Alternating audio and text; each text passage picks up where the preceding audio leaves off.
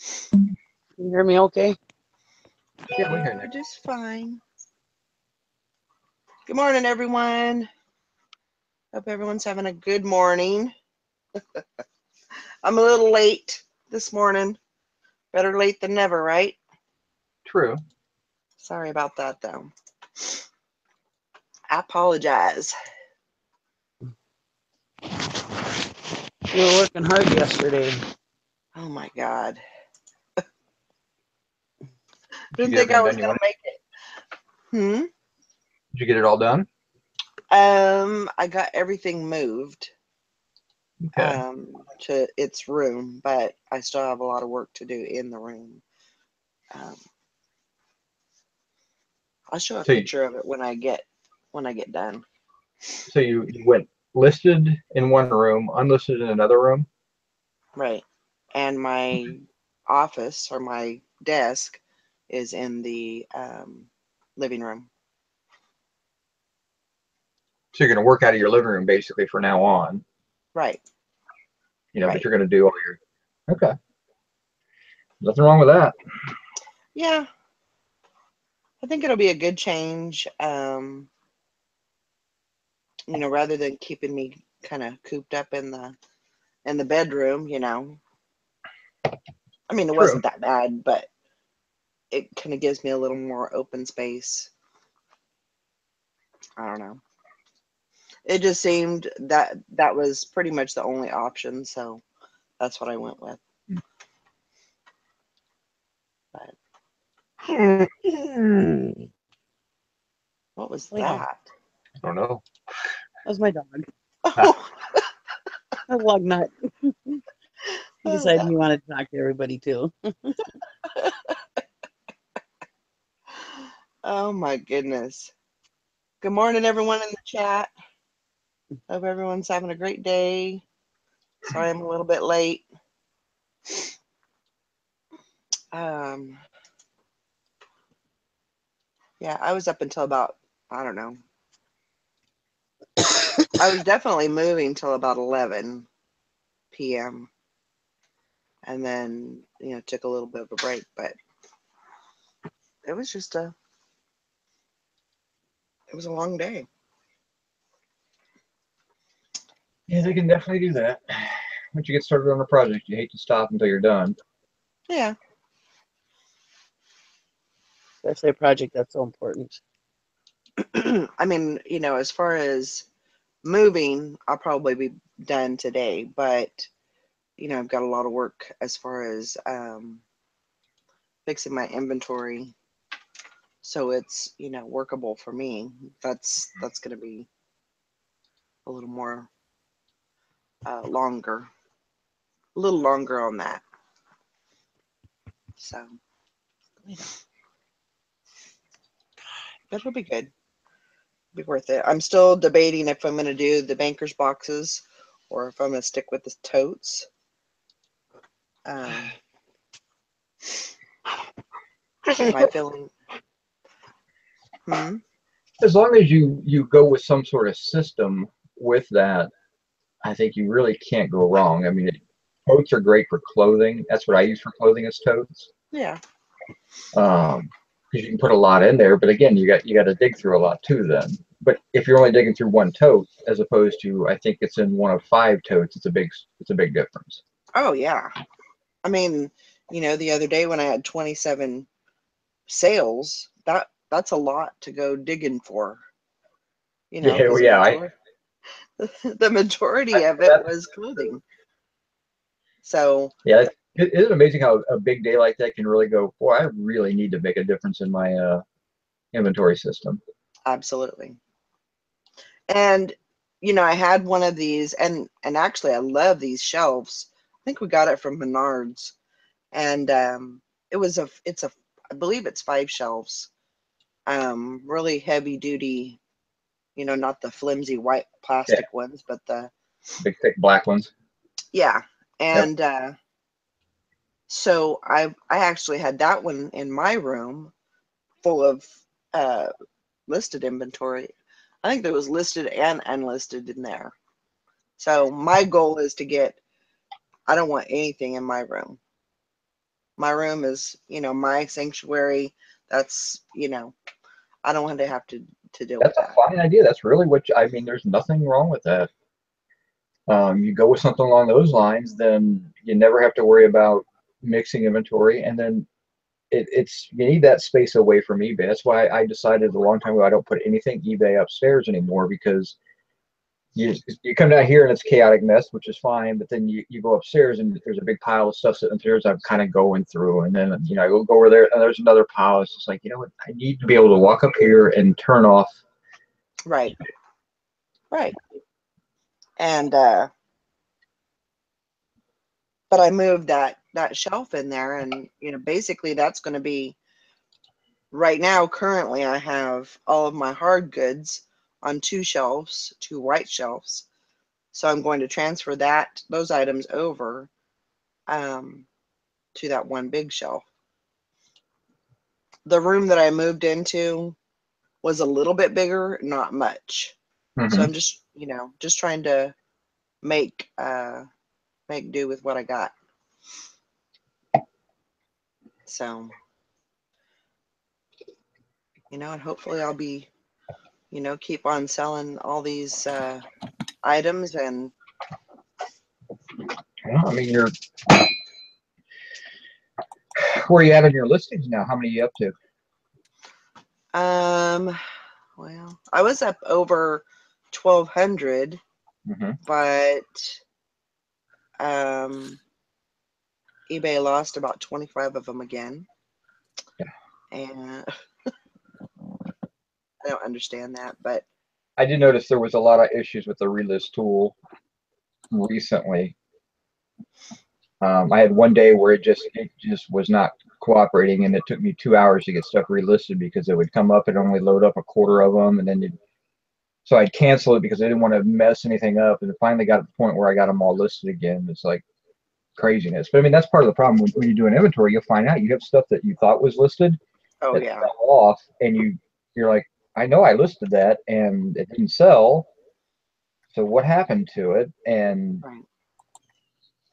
right. And that has happened, when I lost that, whatever it was, 100 listings, I never recovered that. I never found out what was listed and what wasn't listed, So hopefully when I'm going through this and fine tuning the inventory program or process that I want, hopefully I'll be able to find some items. And yep, that's the only way you're going to be able to. I mean, you're going to literally have to go tote by tote. Yeah. And this is going to be tote number 1, and I'm going to sit there and you just lay it down and you say, okay, just search in your inventory. There's this item. I'm going to put it in tote 1, and then tote 2, and then just go all the way through that whole tote. Once that tote's done, you slide it off to the side. You grab tote 2. It'll take you a day. Well, 1,200 items will probably take you 2 or 3 days to get it all located. Yeah. But the nice thing is you don't have to really work. It's not something that has to be done all at once. You can do it as you work, and then the only thing that you have to do is, as you put new items in your store, make sure you keep up with that process. Right. Because that's the hardest thing for me, is remembering to locate things before I put them away. That's why I like to actually box it up out here and then take it back there. But then eventually, things get sold out and you got a lot of space. I got to go, okay, I got to go grab a box and bring it out here and then refill it. So. Right. But. Yeah. I mean, once I get a process going, it shouldn't be too hard to keep it going. But it's not hard. It's just it's amazing how fast you can fall off that track. Right. Right. Morning, Sally. Morning. How you doing? Morning. Yeah. I'm tired. Yeah, it was raining like crazy whenever I was on my bike coming home. Uh-oh. And I forgot to take a hoodie with me, or a poncho or anything. So I was just sopping wet when I came in the door. And I have advice for anybody who rides a bike in the rain. If you slip off your seat, don't try and get back on your seat real fast. Because you'll end up stabbing yourself in the ass with the bike seat. Are you saying that you were having relations with your bike seat this morning? I like accidentally raped myself. Sally Ann. Oh my gosh. That's not funny, but I can't help but laugh. I'm sorry. Was it truly an accident? It was really. It hurt really bad. I don't mean to laugh, Sally. I'm sorry. It's just the way you said it. I'm sorry. I know. Oh, I'm really sorry that happened to you. I know, me too. Believe me. Oh my gosh, I'll never do that again. You're saying your bike didn't cuddle afterwards, is what you're trying to tell us. Oh there was no comforting at all. It was awful. But that's the only bad part about it. I mean, I could have handled being wet.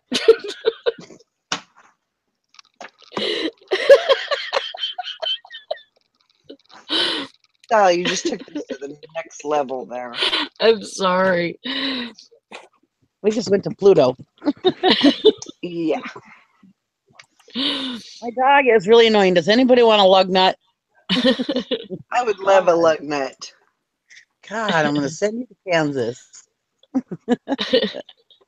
Mine's already a bit of a nut job as it is. So. I'm sending lug nut to Kansas. You want to go to Kansas, lug nut? Yeah, come to Kansas. He's driving me crazy.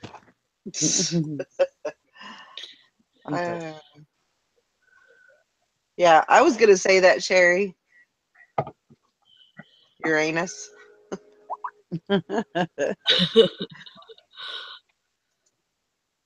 Oh my gosh. Oh.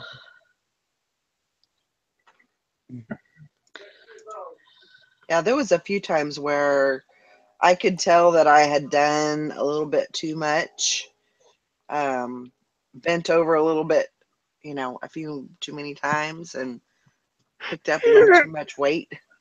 Yeah. But you got to be careful with that. I mean, it's. Well, those totes, they can hold a lot, and they can end up being pretty darn heavy. That's why I like the banker's boxes, because I've yet to put too much in a banker's box. I've come close because I've some machine tools and stuff I had, but they were fairly heavy, or like a set of dishes or something. But it's still fairly manageable. But some of those totes I had, like I got a box of totes that had books in it. Yeah. That one stays on the ground at all times. But every now and then I have to slide it out of the way, and it's like I'm not going to lift that thing up because that thing weighs a ton. So. Yeah. What is that whole piece of art, Eric? That's pretty cool, actually. I'm seriously trying to figure it out. That is what's called a mixed media piece and found object art. I don't see Eric. Wow. I bought that at an auction. I bought 3 pieces, 3 or 4 pieces, I can't remember now. They were basically selling all the art in one wall, and I paid $3 for it. Okay, so I got 3 or 4 pieces for $3. I paid less than $1 for it, or $1, whatever it was. It was one of those pieces that nobody wanted to buy, but everybody couldn't stop looking at. Mm-hmm. And so it was like, what is this? What is that? I mean, and then when I bought it, everybody started, and then a bunch of people filter over. They're like, when are they going to sell that? Now, like, it's already been sold. And they're like, oh darn, I wanted a bid on it. So I didn't think anything about it, and I really didn't want it. I wanted another piece that was in there. The more I looked at it, the more I kind of liked it. So I'm like, all right, I'll just take it home. I threw it in the truck. I sat in the truck for a week. Finally took it out of the truck, and when I pulled it out of the truck, on the back of it, there's all the information about the artist, when it was sold, and how much they charged for it back in 1992. And they charged $600 for that back in 1992. Wow. So then I started researching it. The artist is a very well-known artist. He's mixed media, oils, does all kinds of art. He was in Santa Fe, and another part of New Mexico when he did this piece, or where the art gallery was at. But now he works out of Colorado. He's got a website. He's got art in a bunch of different museums. Very well known. The guy's name is Luis Recchia. I think it's Recchia or something like that. Wow. And one piece, a very small piece of his, sold on eBay for 150, and wasn't anywhere near something as nice as that. And then right now, someone's got like a print of one of his pieces up for $300. But a piece like that is asking in the galleries that I found $1,400, $1,500, $1,600. So it's going to go into my collection. I'll hang on to it, and then if I get tired of it, I'll sell it. There you go. But to me, I buy a lot of art, and every now and then you get a really nice piece. A lot of times you get a bunch of crap, but Yeah. you know, if it's crap I like, it goes on my wall. But every now and then you get a really, really, really special piece, and the more I look at that one, the more I kind of like it. It's kind of weird, but it's definitely a different piece. I mean, it's an eye catcher. Yeah. Kind of grows on you almost. Yeah, it's one of those ones you look at, you're just like, okay, that's interesting, and then the more you look at it, the more it's like, wow, that's kind of strange. But that center, you know, all this found stuff on the outside really draws your eye to the centerpiece. I like it. So. Well, I've always thought you were a little strange anyways, Eric. I'm just kidding. Yeah, I mean, it's a guy and a girl dancing. It's just it's just a different piece. I mean, it's definitely weird, but you know, I've got a lot of that strange type of, what do they call it? The modern art. I'm just drawing a blank on it right now. I couldn't think of it last night either. But I have some really nice pieces that I literally have paid pennies for, and the stuff is worth a ton of money. And that's kind of my going towards that retirement fund. One of these days, I'll sell off all my art. Yeah, that's a good thing. It's a good plan. Yeah, I mean, and the stuff is going to do nothing but appreciate. So Right. I've got art as old as 1860s. I mean, wow. And people just don't buy art anymore. No. You know, especially where I'm at, I'm actually very lucky because I'm, you know, Ohio State draws a lot of art, and it's not got an art school and all that. So you get a lot of people that have good art collections in Ohio. And when they finally get, you know, a lot of these things hit in the state sale, people just don't know that that's good art. And so it sells for pennies on the dollar. Right. Yeah, my family actually has artists. I have probably four or five aunts that are artists, painters. And then they were also blessed with singing. Unfortunately, I was blessed with neither one of those. Yeah, I was gonna say I'm kind of the same way. My mom is a painter. I have some of her paintings. My dad is an amazing singer songwriter, you know, instrument player. He's got a whole stage and everything set. Not stage, just recording studio set up in his basement. My brother plays guitar. Me, I can't sing a lick. I can't paint to save my life. I can barely write my name. I mean, I got none of that stuff. So I guess they were all out of. well, I got the practicality gene. You know, There you go. my dad's also an engineer, and so yeah, mechanical engineers and computer engineers, those guys are a bit weird, and that's my dad. My brother's the same way. He's got that engineering background, and my dad's a professor. My brother's working towards becoming a professor. So then my little brother's a cop. So yeah, I don't know. I guess I fell off of that train when it came around. So say the milkman swung by and changed your future for you. yep, Mm-hmm. something like that. So I seen Vicky's video last night, which was very good. Good introduction, telling us about her little show that her show that she's having. Uh, what is the name of it? List it or ditch it? Yeah, list it or ditch it. Okay. Yeah. I couldn't remember if it was ditch it or pitch it. Yeah, and I feel bad that I'm waiting till the 6th to start it, but I thought it was better than starting it, like doing one last night and then taking 2 weeks off and then 6. I thought I'll just Sure. leave it until the 6th and then we'll start then, And really, that's not that far away. No, it's like 3 You know. weeks. So Yeah. No, it gives you a chance to get organized. Mm-hmm. yeah. That'll be interesting. I think it'll be a good show. I think so. I think the biggest thing is, we're always helping each other in this community, Mm-hmm. but I think this is one thing that everybody has a problem with, and I think it will really help people get rid of some of their piles. And in order to, and I don't know how about everybody else, but when I'm sitting amongst my piles, bogged down by my piles, I'm not as productive. Right. So I think it'll help people a lot.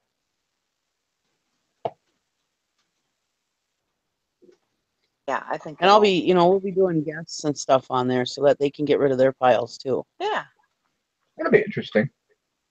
You And know. like I said, and Yeah. the hardest part for most people is they try to get money out of everything they bought, especially when you're buying a lot. And there's a time investment and a holding investment, and everything that you do for some of the stuff, it's just not worth it. Yep. And I'm the same way. I mean, I'm no different than anybody else. Believe me, I got stuff in my store that I should have ditched a long time ago, but because it's already listed, I'm just like, relist. Instead of, going, this is crap, I need to get rid of it. Yeah. And it doesn't have to be stuff that you have listed. I mean, the biggest thing is the piles of unlisted stuff. Mm-hmm. Everybody has their death pile or whatever, and they never get to. And so this might help getting into that death pile, And I thought even on weekends, if there's a Saturday or Sunday where nobody's doing anything, do a bigger project, It's not like one of my storage sheds, or something like that, or somebody's closet, somebody's got a big closet that's full of crap that they can't get rid of it.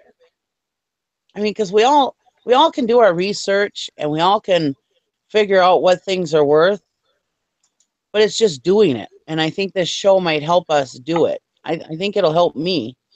I know it'll get me in the mood of flushing out some of the crap, because I told my husband, I said, I think this is going to be the last year of rummage sales and flea markets for me.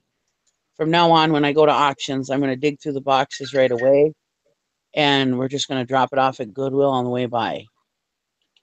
I'm just tired of my pile swallowing me. Right. And holding on to this rummage sale and flea market stuff for a couple times a year, and it's just too much work for me to do, because my kids are adults and working on their own now, so I don't have help as much as I used to. Mm-hmm. And with my injuries and stuff, it's not as easy as it used to be. I used to be able to carry a couple 100 pounds. I can't do that anymore. I'm lucky if I can lift 100 pounds now. Yeah. So, and my husband's getting older, so I can't expect him to keep hauling everything too. I have to stop. So I might as well just be and nip it in the bud. It's hard to get rid of that income though, because I can go to my dad's and have a $1,400-$1,500 weekend, Right. no problem. Right. So if a big bill is due or something, it's like, hey, let's go have a rummage sale real quick. We'll pay that bill off and then have some money to go out to eat. Right. But then you're not taking money out of your savings. Yeah, that kind of is. That's tough to when you're going. I'm thinking I'm gonna change out my way I do my business, but realizing that it's going to immediately affect your normal income, what you're used to getting in, and that can be a big big hit if you're not planning on that. But in the long run, hopefully it frees up your time and gets you better items listed. So. Yeah. No, that's true too. But I mean, it's always been like almost like a just in case kind of thing. If I need money, I'll just have a rummage sale. Real quick money. Yeah, it is quick money. It's 4 or 5 days worth of planning, and you can get it out there, and you can make $1,000. And yeah. And honestly, where my dad lives, I could have it any time of the day, any time of the week, really, and I would still make good money. Would you quit? Pay attention to me, please. He's pretty vocal this morning. He thinks I need to touch him at all times, Aw. Poor lug. Yeah. They feel sorry for you, Lugnut. They don't live with you. Actually, I think I'm allergic to him. Every time he licks me, I start itching. Aw. Yeah. So he's going to quit licking me. I'd be in trouble then if that was with my Zeus, because he takes a drink, he's got to come and get the taste of the water out of his mouth, so he has to lick you. Yeah. Well, that's what he does. He comes up and his face is all wet, his nose is all wet, and he comes up and got to be all in my face and on my arm and get me all wet.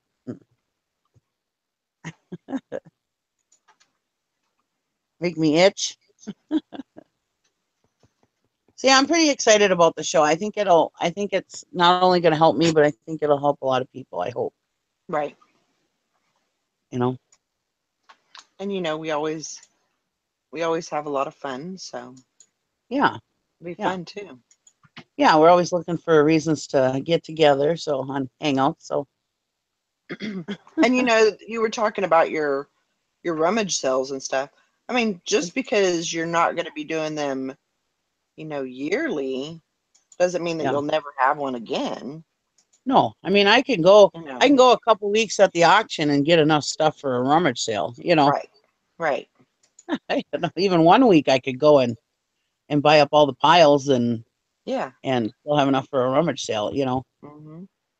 But so if I feel like I want to have a rummage sale, which I can't see myself actually going, geez, I could really go for having a rummage sale today, this weekend. But I mean, if you get into, you get a bill for, a large amount, and, you really don't want to take that out of your savings. Yeah. You can go and get something together and make it happen. You'll still have that option. Yeah. It just won't be a time thing where you can go out and make that money. So, but I do a lot of bringing stuff to the auction too, and I can just do that too if I feel the need to. So you have a couple of different options as far as you can make money with your stuff. Yeah. So,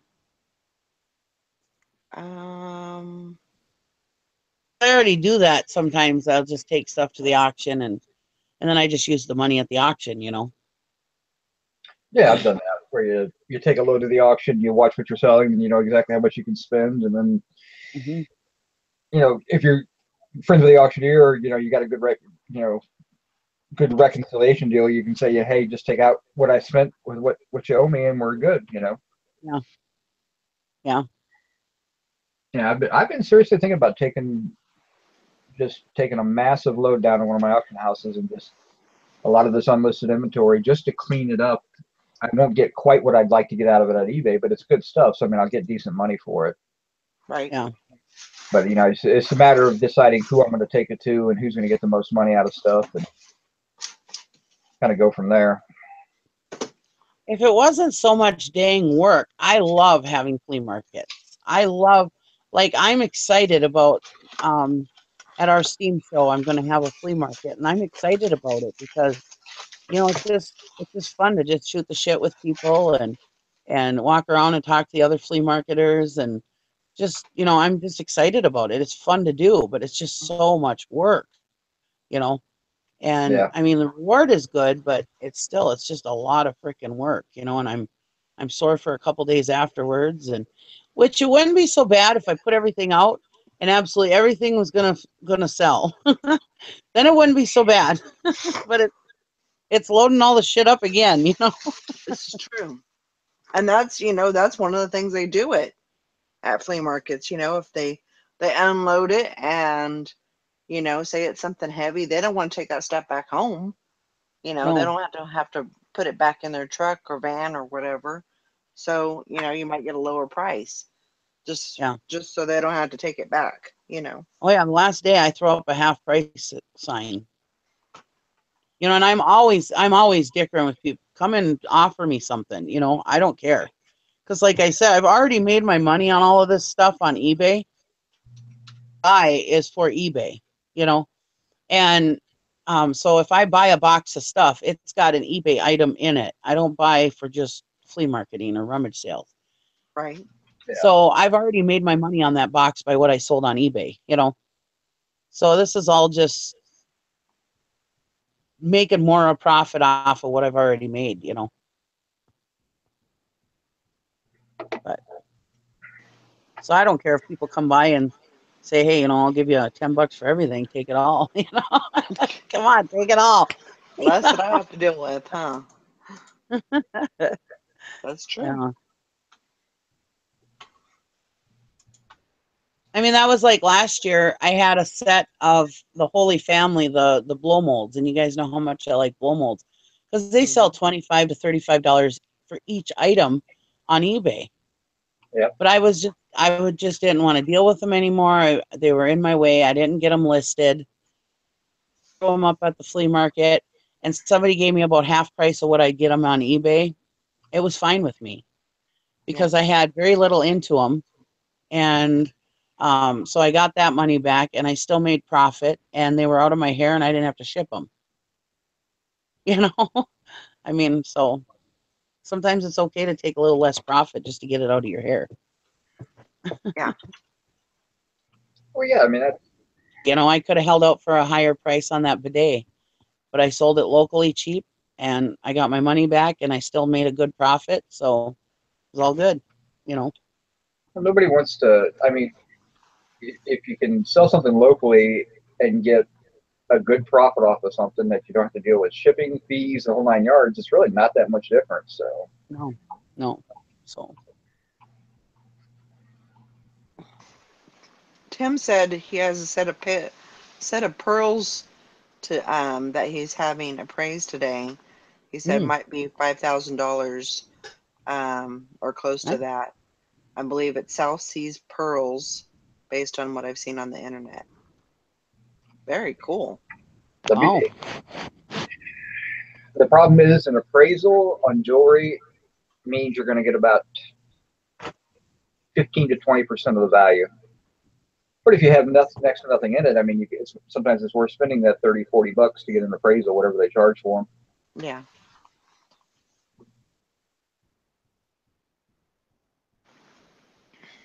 So I mean, that's the only bad thing. I mean, about jewelry, it's only worth about 20% of the appraised value. Yeah. So I mean,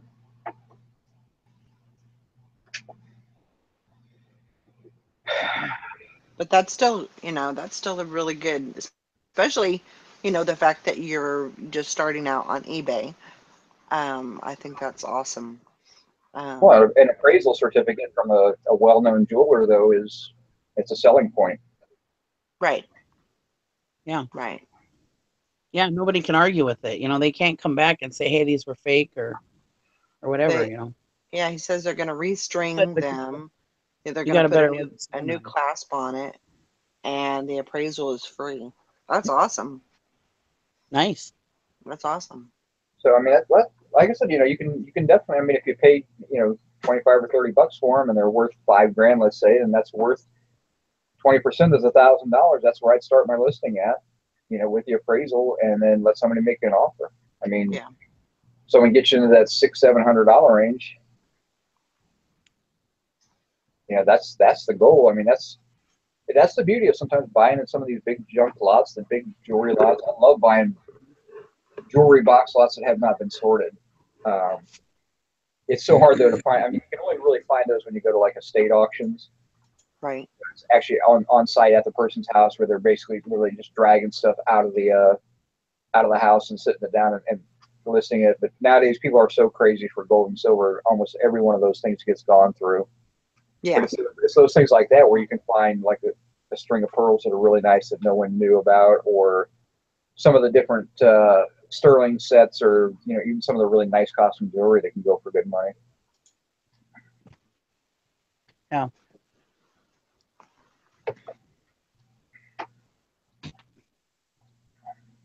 Tim says, well, actually, Grandma says Grandma Magic Classic says that she has a set from the 30s. I always wondered if they were real. And then Tim says, Grandma, rub against teeth, should be gritty. Also, real pearls are cold. Well, from the 30s, most of those pearls are going to be real. But again, it's not so much real or fake. It's more about quality of the pearl. Mm-hmm. If the pearl is not a very good quality pearl, I mean, because obviously they'll come in different qualities and everything. If it's not real great quality, then it's going to affect the value. Being old, though, the odds are that it's a little bit better quality. Right. So, I mean, it's one of those things. Is it worth getting it looked at and appraised? Sometimes. Yeah. Kind of have to make that decision. Real pearls are cold? Yeah. I didn't know that. I didn't either. Learn something new every day.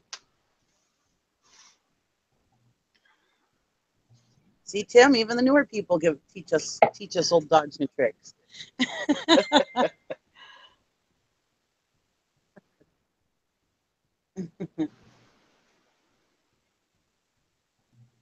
Let's see.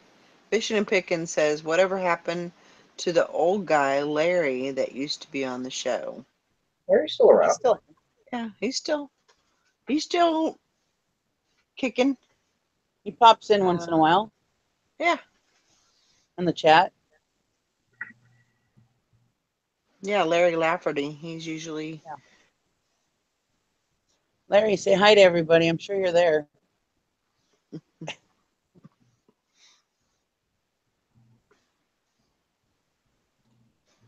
Maybe he's not there this morning. Usually he's there. You just don't talk.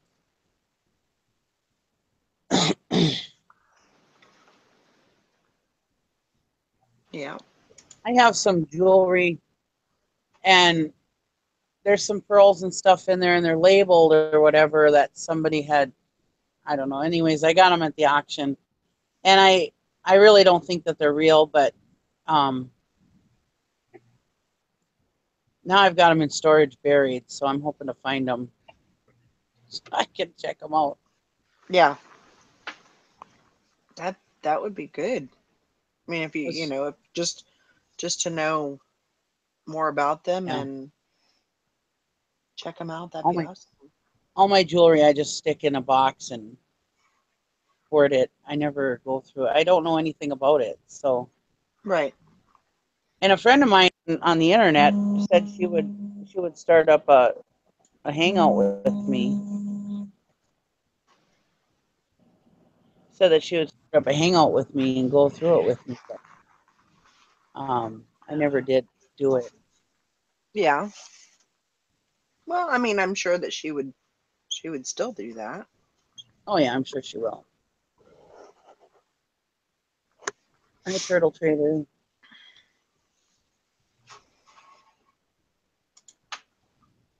So what's everybody got going on today? Grandma Magic Classic says she has a Weiss costume jewelry set also. Oh. That means nothing to me, but yeah, I'm sure it's great. Well, costume jewelry is just one of those weird things. I mean, if it's a known maker and you've got a good maker's mark on it, it can be worth sometimes more than real jewelry. Mm-hmm. But it's such a huge variety of stuff out there. It's very difficult to identify and then price as well. Sure. Nice.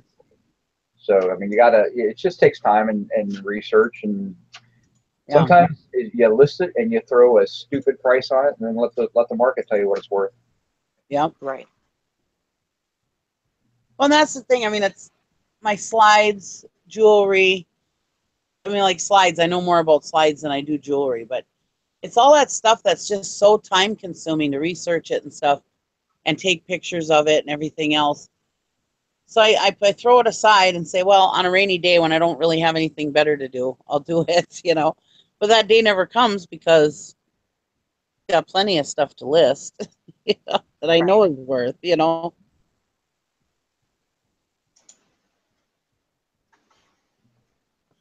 Yeah, I mean, you'd rather put the stuff up that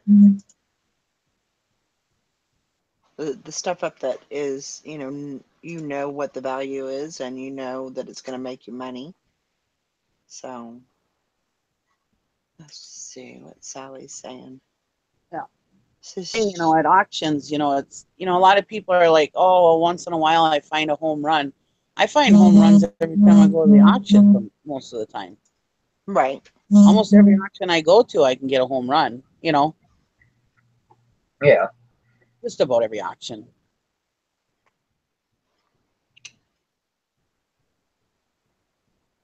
Yep. Silver Sector had an issue where he lost an item and then canceled the sale and then found the item, and now he's going to organize. That was my motivation for getting organized. Yep. Was I had to cancel the sale because I couldn't find a stupid item. And it took me, the bad thing was it took me like 4 months to find it because it had fallen into another box and it was covered up. And that's when I had inventory kind of spread out a little bit. I had some by my desk and then most of it was in the other room. I'm like, you know what, I can't do that anymore.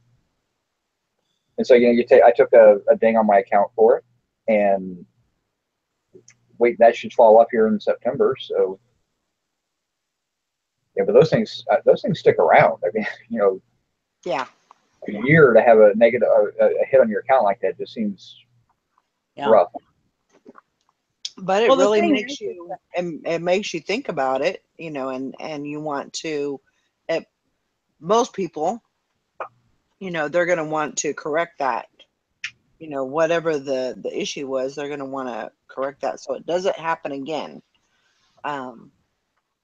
So in a way, you know, I think it's a good, I mean, although I've had to go through that, I've had to take a ding for, you know, for things, and it happened like 2 or 3 days in a row where there was some, and I was like, no, I'm not doing that. I'm not playing that game. Yeah, that's the key. You don't want to. The thing is, there's so many things that you can't control in life, but this organization thing is one thing. I mean, how tough is it to number a box and put that number somewhere, either in your listing or on your whatever you call it, that number, that SKU number, whatever you call it on the eBay, I can't remember what it's called. Yeah, the custom label. There you go, custom label. I mean, how tough is it really? It's not. It's not tough at all. It's just following through with the plan, you know. Yeah. Well, it's a simple thing that we all can control about the one thing that we can control about our business, you know. But do we do it? No. No. Hi, Tara. Sadly enough, we do not. Hey, I lost something that was in a numbered tote and I can't find it, and I had to cancel the sale about a day ago, yesterday or the day before. Oh, wow. That never happens. I don't know if it got sent out by accident or what happened, but something happened. I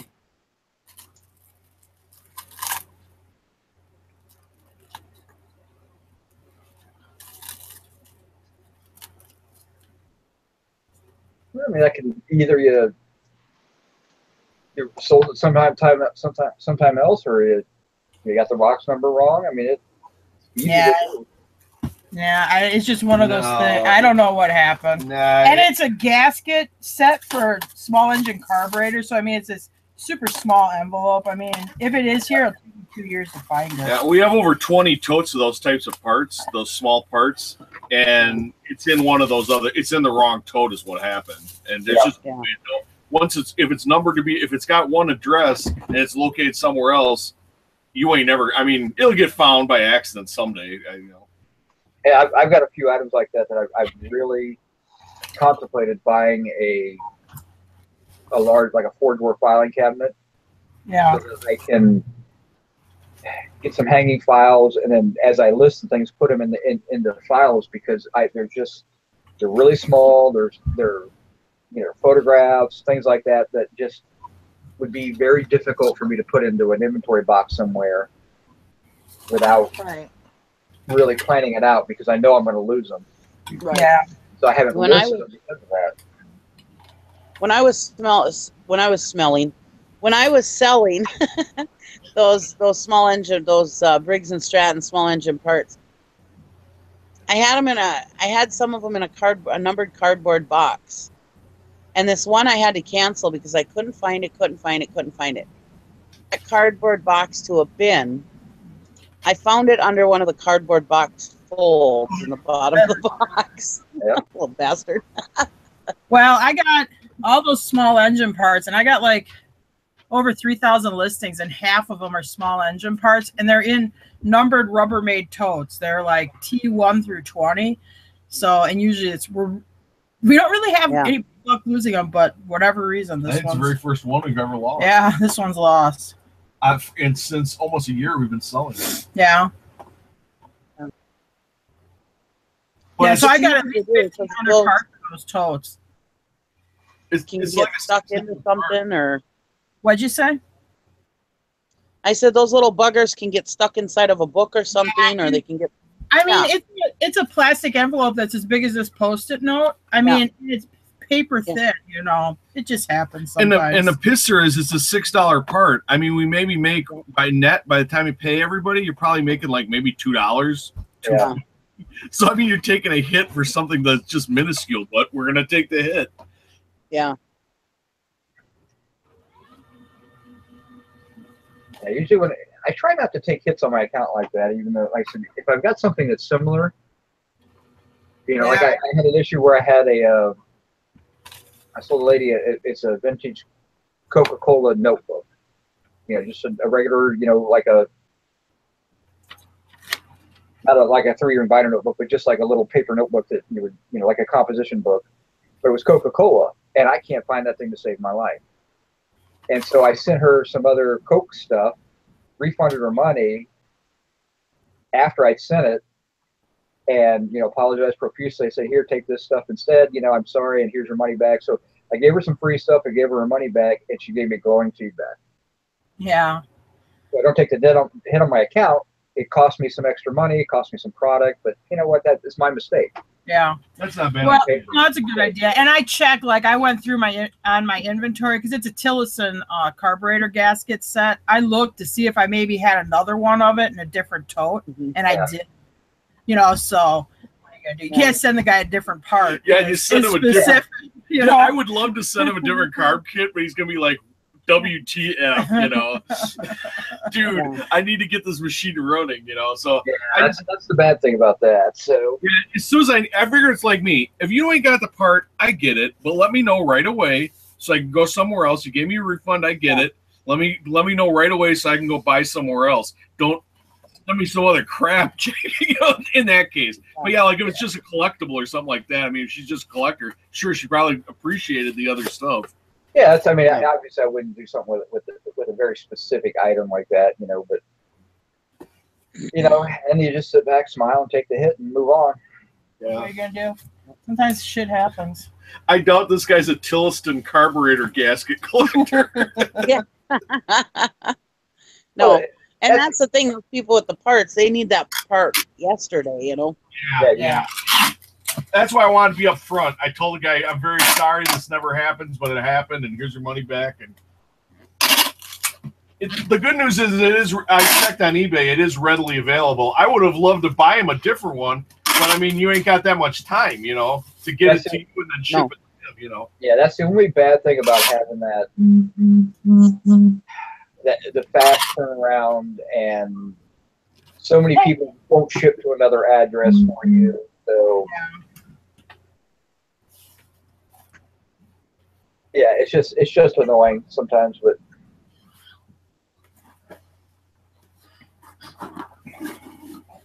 That's why when I've lost things in the past, I've sent them via Amazon because they're real big on the fast shipping. Yeah. But they don't always get it uploaded fast enough for me to get the shipping number on there fast enough. So that doesn't always work either. Well, and this isn't like a modern gasket kit. This is like a old obsolete gasket kit, you know. So I think I looked at Amazon. I don't even think they had it.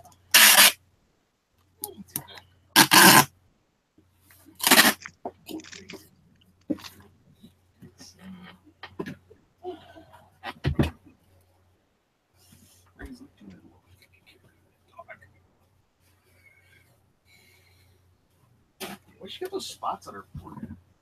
Ooh, puppy. I threw her in the woods to go do her job. Maybe that's water spots. It's all wet. No, I'm not giving you bubble wrap. You guys play with that underperforming category on eBay? No. I do once in a while. The problem with it is they don't take into consideration shipping, which we do free shipping. And I'll say, hey, this other guy's selling the same thing for $3. So then I'll go, look, it's $3 with paid shipping. Their price is actually higher than mine when you add my free shipping, into it. And that it gets so tedious, I just kind of gave up on it. Yeah, I mean, it's nice to, look at the underperforming. Like I said, I just looked at one. I've got an Apple printer, and I'm $15 less than everybody else. And it says, analyze your listing. Well, I'm $15 less than everybody else with free shipping. You're calling it underperforming, but I'm way cheaper than everybody else. Yeah. It's one of those items that the right buyer's got to come along to buy it. Yeah, I've run into quite a few of those, and I guess I got kind of frustrating, and I didn't go back into it. I kind of left it because I'm like, well, this thing, it don't apply to me. And it's like, I thought we were pushing free shipping, but look at all these other listings that they point out to me, and they're all paid shipping. So I'm like, what the hell, Yeah, there's quite a few people that have gotten away from the free shipping and gone back to charging shipping, and that's fine. Yeah. We do if it's a larger. We're doing that now with large. We used to be all free shipping, and then it got to be like large items. I mean, if I'm going to sell it to California, it's going to cost $30 to ship. If I sell it to Ohio, it's going to cost like $10 to ship. I'm losing a lot of Ohio buyers because we're like, wow, everything goes to right and left coast. Well, the reason everything was going to right and left coast was because they were getting the free shipping, and that made the price point good. Where we weren't selling the Midwest because we were way overpriced on shipping because of our free shipping thing. So we're moving on things that cost more to ship. We're definitely moving towards paid shipping.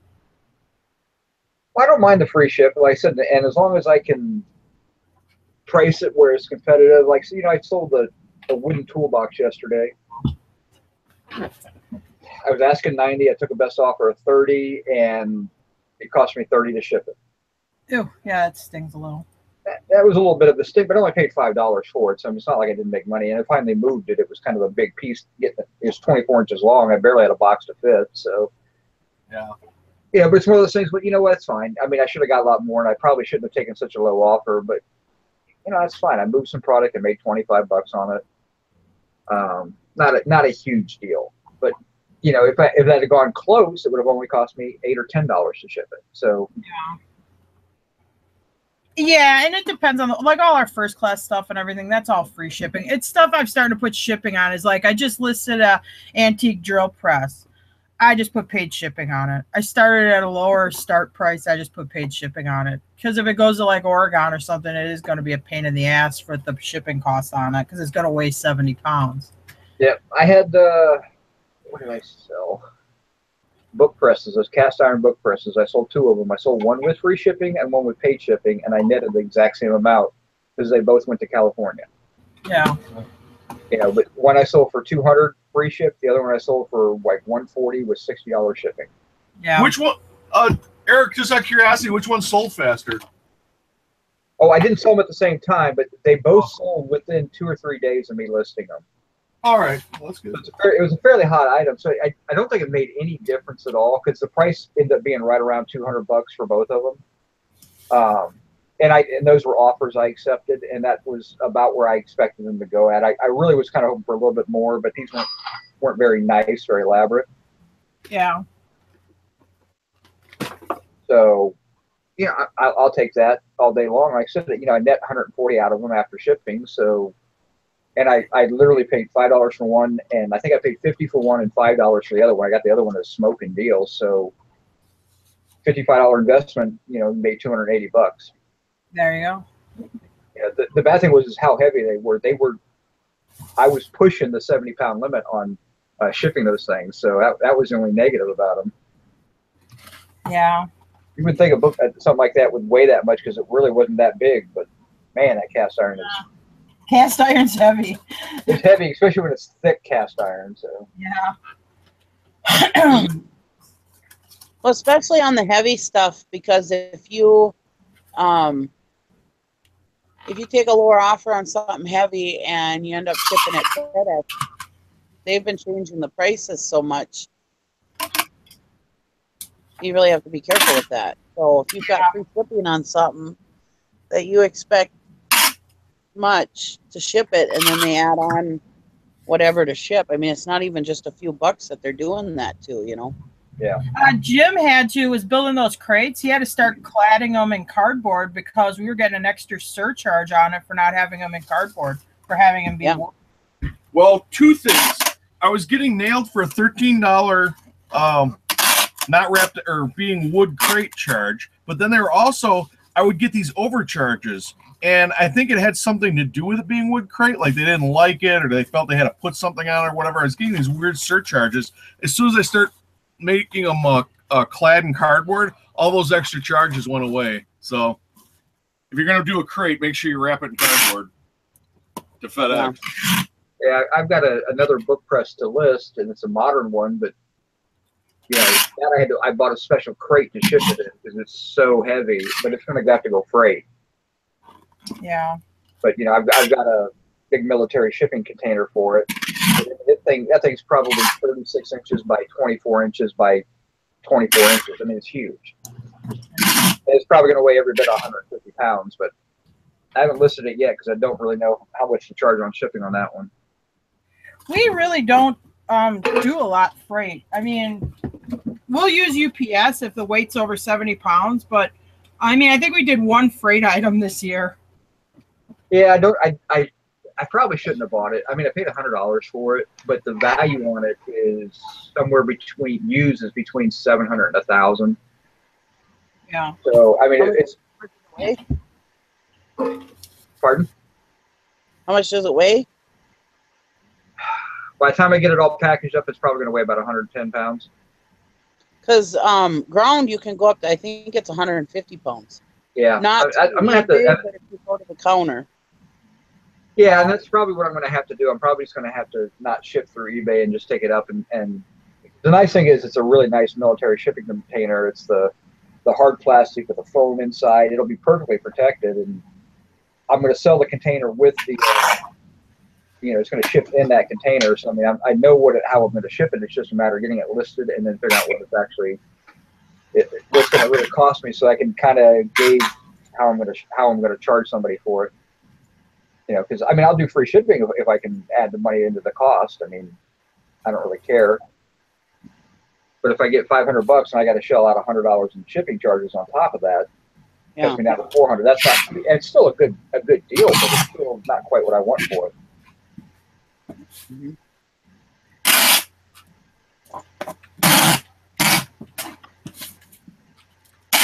Jim said the 17th is National Thrift Shop Day. Check your local thrifts. Most are running special sales. Oh. Yeah, I don't. That's interesting. Is that today, the 17th? Yeah. Yeah, today's my brother's birthday. Happy birthday, Valerie's brother. His name is Johnny Wang. Wow. Johnny Wang, you said? Wayne. Oh, Wayne. I think you said Wang. I was like, where's the Asian in your family? I thought she was telling a joke. I thought it was Wang too. Did you say Johnny? But his first name's Johnny? His name is Johnny, yes. His first name. So he doesn't go by John. Actually, it's funny because he goes by Jack. Okay. I mean, we're people giving him a hard time about being John Wayne. I don't know. Oh. So is I- Wayne your maiden name, or is he is it like a stepbrother or a half brother? No, he's an actual brother, Johnny Wayne Daniel. Oh, it's Wayne's his middle name. Okay. Yeah. But he goes by Jack. I have my maiden name is Blotty, and I have a nephew who my brother specifically named Scotty, so it would rhyme. Oh, God. His birth name is Scary. his birth name is Scotty. Yep. I told Jim when we had our son we should have named him Harry Carey, but I couldn't do it. Oh my gosh. I have another great nephew who he was my nephew. Gary's nephew was going to name him Dakota, and he called my husband and told him that he wanted to name him Dakota, and he goes, "Oh, why don't you add Dodge to the name then? It's so stupid, you know." And why don't you just name him Dakota Dodge? And he did. So his name is Dakota Dodge. His middle name is Dodge. Oh my gosh. Okay, I gotta ask you a question. So his name is Dakota. Is he a nice little kid or is he kind of a little shithead? Oh God. He used to be a nice little kid, but now he's a shithead. Because I swear to God, any kid you name Dakota, they're like this little terror that, you know, we go to this auction and there's this child named Dakota and he just terrorizes my son. I'm like, why do you let him do this to you? I mean, he like knocks my son over and takes his shoes and stuff. I'm like, why don't you just punch him? I mean, how do you get your shoes taken away? But anyway, I always say to Jim, when they're named Dakota, they're like this little jerk sometimes. Yeah, he was never like if you're a girl, they end up on the pole. Oh yeah. He was never like that. No. Now he's into drugs. That's the problem. Yeah, name your kids can definitely have an effect on their future. Dakotas, Tiffany's, Cherries, all those are going to end up on the pole. I mean, that's just the nature of what they are. I mean, like Candy or Velvet. Yep. Brandy. Yeah. Hey, my daughter's name is Brandy. Sorry. All right, you're the exception. She didn't end up on the pole. Well, we don't know if she did or not. We're just making that assumption. So.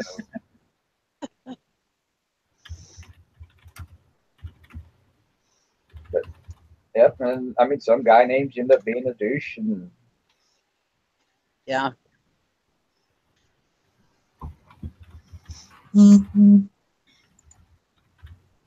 I think sometimes it does have an effect on their life, though. Sure.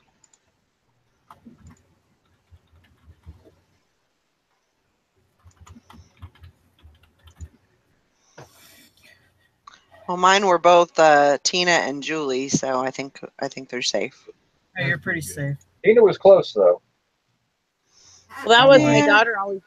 My husband always wanted a daughter named Amanda, and I didn't want him naming her Amanda because I didn't want a Mandy. Oh, I have a Mandy. So whoever tried to call my daughter Mandy, I was like, absolutely not. I'm fine with nicknames. My name's Nikki, but my real name is Nicole.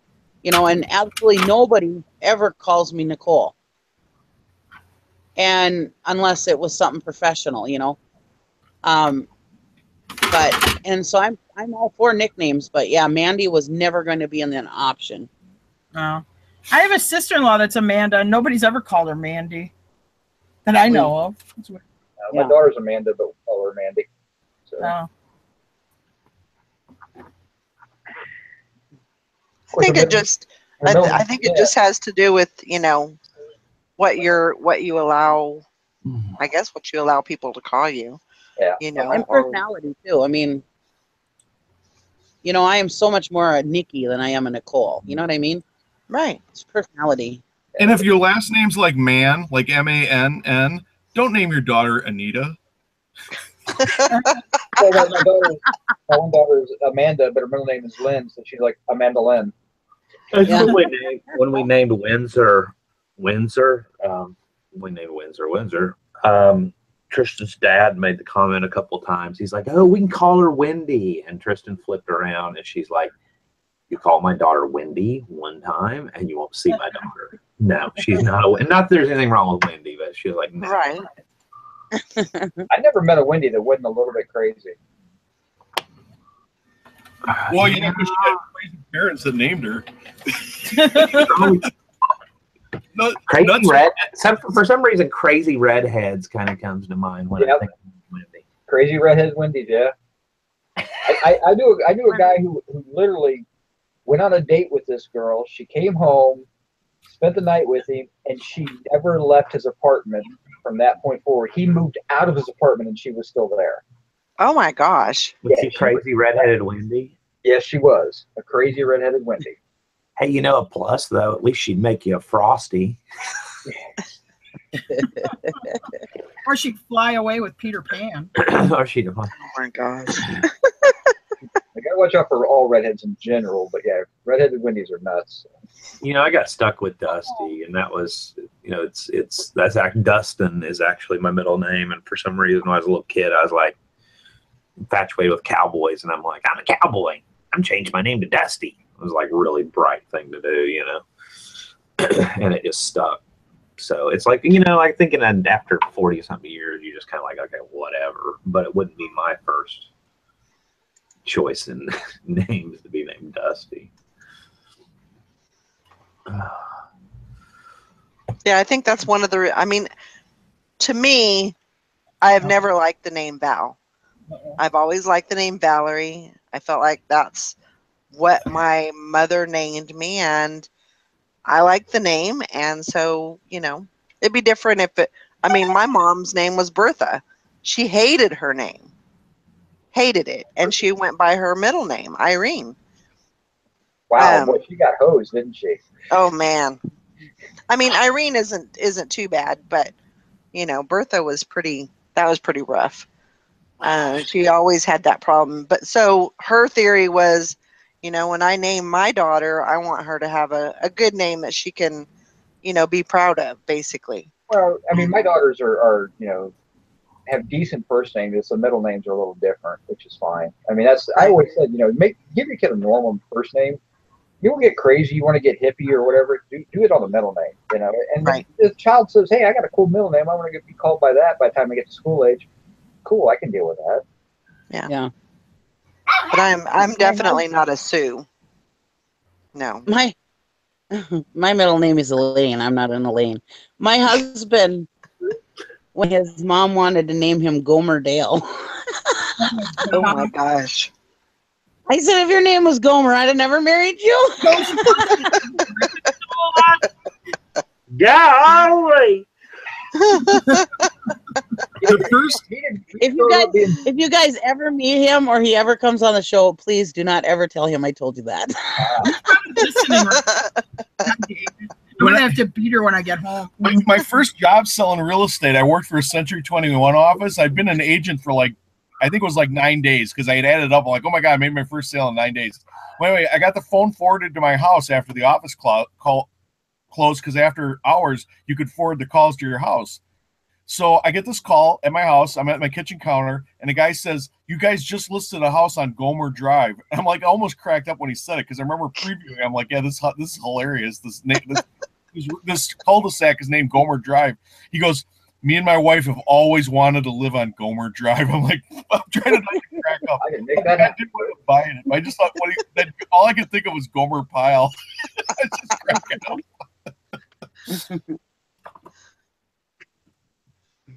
Oh my gosh. Is this dude serious? Hey, I grew up on Harry Truman Drive, so. Give him hell, Harry. That's right. There's a history buff around it because I mean, my best friend lived on Dumbarton Oaks, which is where a big meeting place took place in World War II, and Harry Truman Drive. There's all kinds of crazy names around that neighborhood. But was Truman from Ohio? No, Missouri. Oh, Missouri, yeah. Up somewhere else. I think he grew up like in California or something. Oh, okay. I don't know. He just kind of struck me as a Midwesterner, but yeah, he's a Missouri guy. That's where he came out of. He was a senator or something out of Missouri. Oh, okay. I'm trying to think of the town. I know I've been through the town that he was from. I can't remember what it is.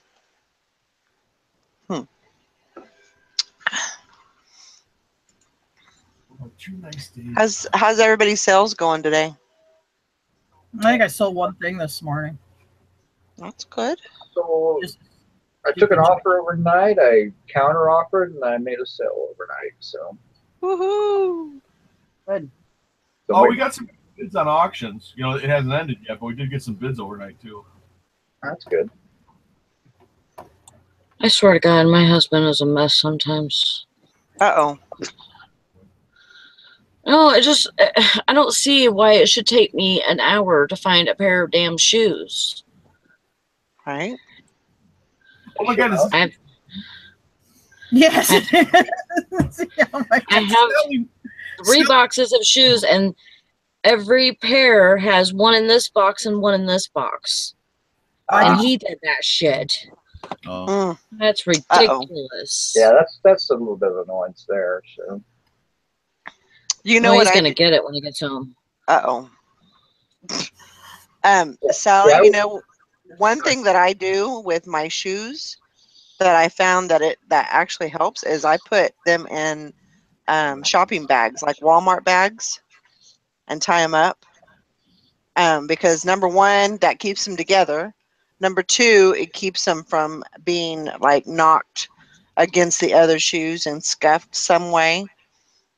And you know, so I find that helps me. Just a little. I wrap them together with shipping wrap when I list them, so they There stay you go. together. Yeah. And they don't get dirty then, I figure, when they're out in storage. Yeah. Yeah, I mean, I have them in the house and everything, but it's like it shouldn't take that long to find shoes. no. Right. You know, it just he knows better. Yeah. Sounds like he needs a spanking. Yeah, he might like that too much.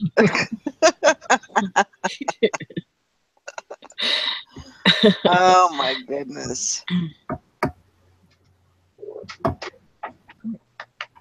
Silverhair Stacker said he sold a picture of a World War II bomber.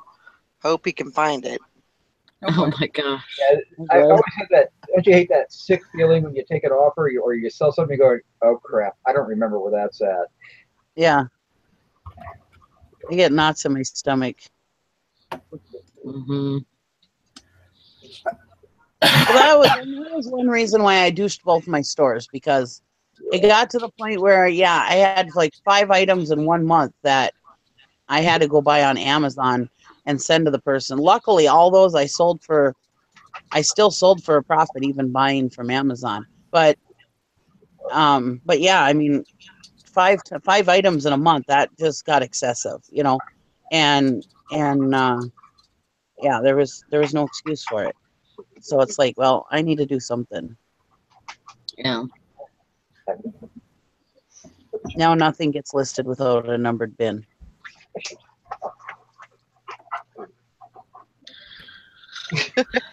Such a cute dog, Eric. I love that dog. He's my puppy. Makes me miss Honey Boo Boo. Mm-hmm. Yeah, It makes me want to go out and get one.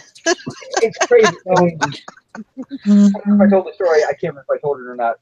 Apparently I'd left the house one day to go to the post office, and I locked my door, of course, when I leave.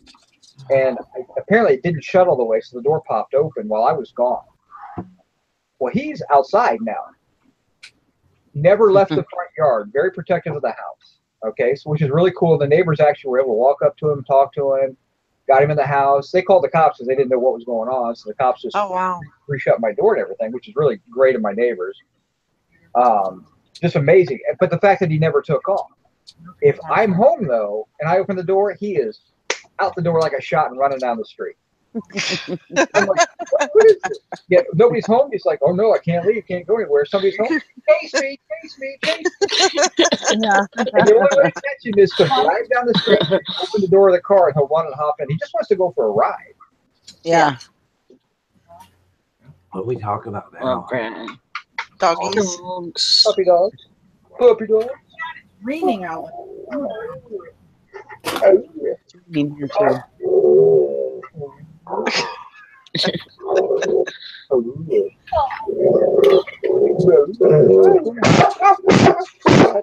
That's enough. Okay. I'm mocking him. That's why he's yelling.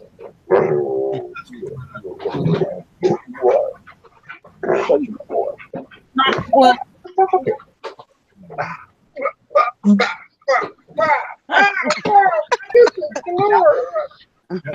That's what I want to know. Buy them for $3. And we I'm going to taste your face still, just a little bit. Oh, really? Look at your You wanted some kisses. go carry it over. It's funny when we tell my it's a game with my Jack Russell.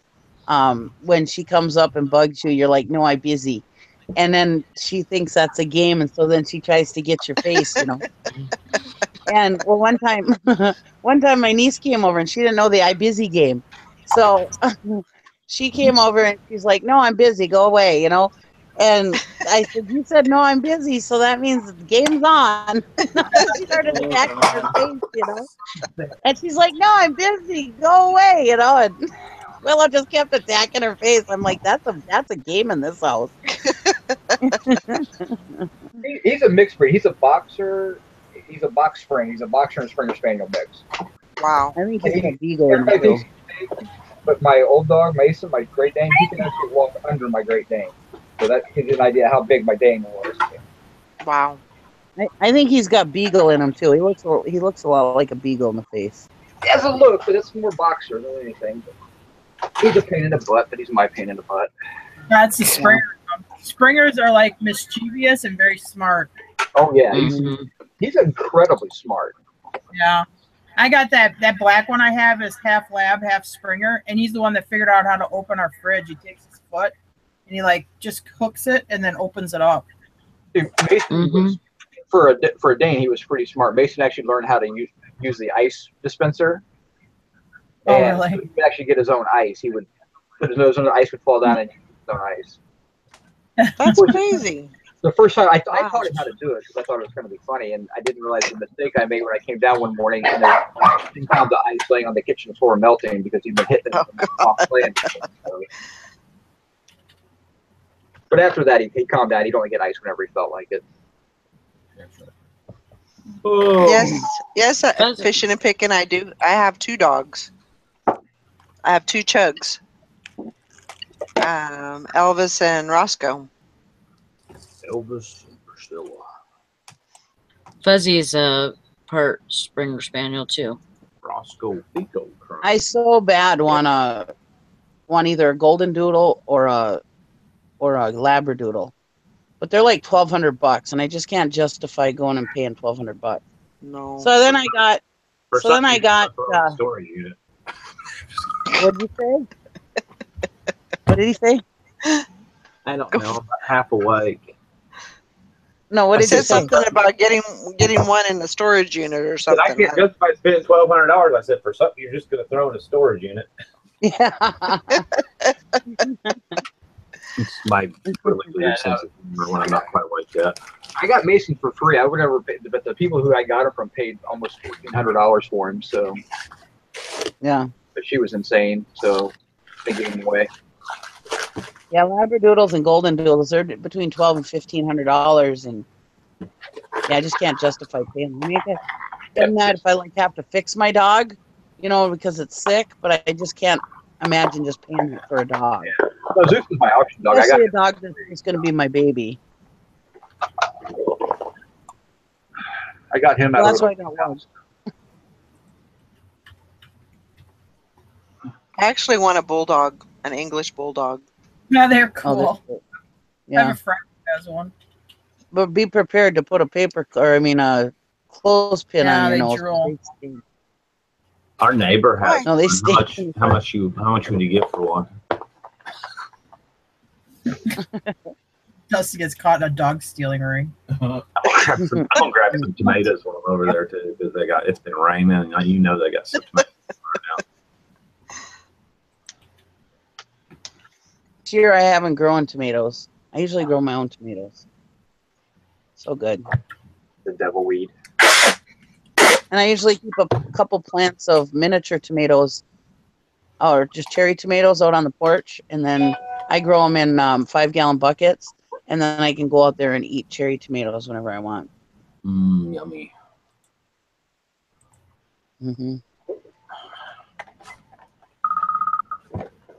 Oh my God! Stop. And I'm revamping my garden so I don't have to get down on my hands and knees. So I didn't do a garden this year. Got to do a hay bale garden. Yeah. Well, my husband building me a raised garden, so I can just stand there. You get the straw bales and you lay them out, and then you put about a 2-inch layer of dirt over top of them, and you can actually grow all your garden stuff in there, and you don't have to worry about weeding or anything. It's up in there, and you can kind of walk down the aisle, and it's basically it's thigh high. So yeah. And you do it for a couple of years.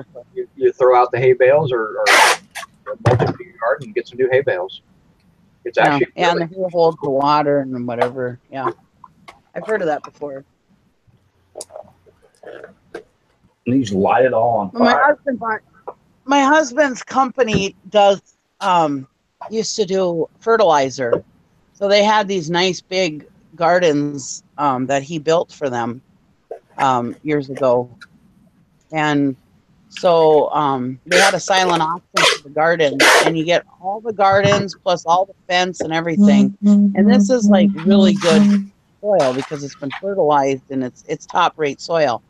So anyways, he bought those gardens from there. So those are the gardens I'm going to get. They're huge and they're just beautiful. And the soil is already perfect. So that'll be nice. Yeah. Yeah. Especially since this year I let all my soil go to weeds. We tried gardening the first probably 3 or 4 years that we were here, and we had such a hard time. It's like a sandy soil, and we just couldn't get stuff to grow right. It would grow and then it would die off. And there was no insects or anything, so I think it was something just in the ground, and probably too much nitrate or not enough of something, or so we actually just stopped. Yeah, that's the nice thing about the straw bale gardening, though, is you're basically are creating the entire environment. So you can go get your own topsoil, you can get your own. It's not any chemicals are not in the ground are going to leach up into it, and it's really a fascinating way to do it. I would do it if I garden, but I don't. I mean, but it's interesting. I read up a lot on it because I just got fascinated by the subject of it and everything, and really would love to try it one of these days. But yeah, I've seen people just grow right in the hay bales. Leave the hay bales as hay bales, and they just plant them right in the hay bale. Yeah, I've seen that before. Yeah, what is that? Message.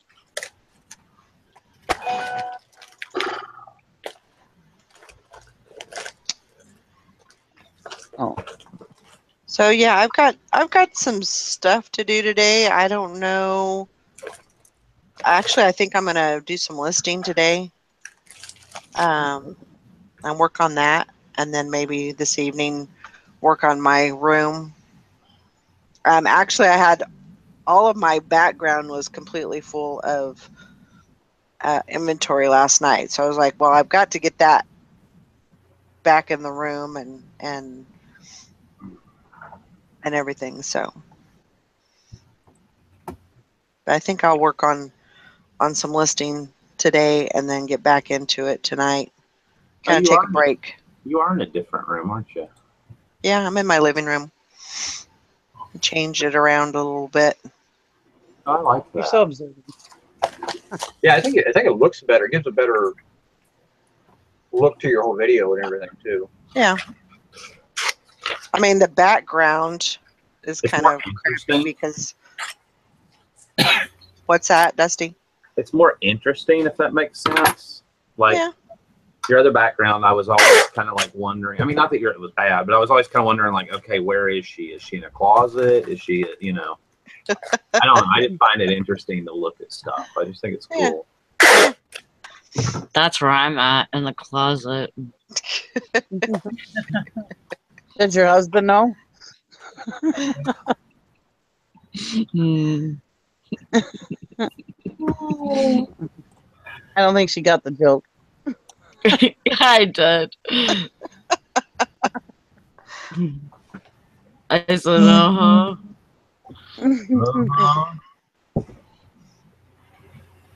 So maybe we'll do a working hangout. Maybe I'll put one in there in a little bit and just get some listing done.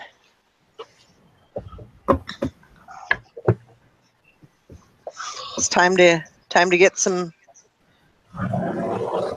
more listings up and get some sales going. Not sure what I'm doing today. Kind of pooped out a little bit, so. Just running.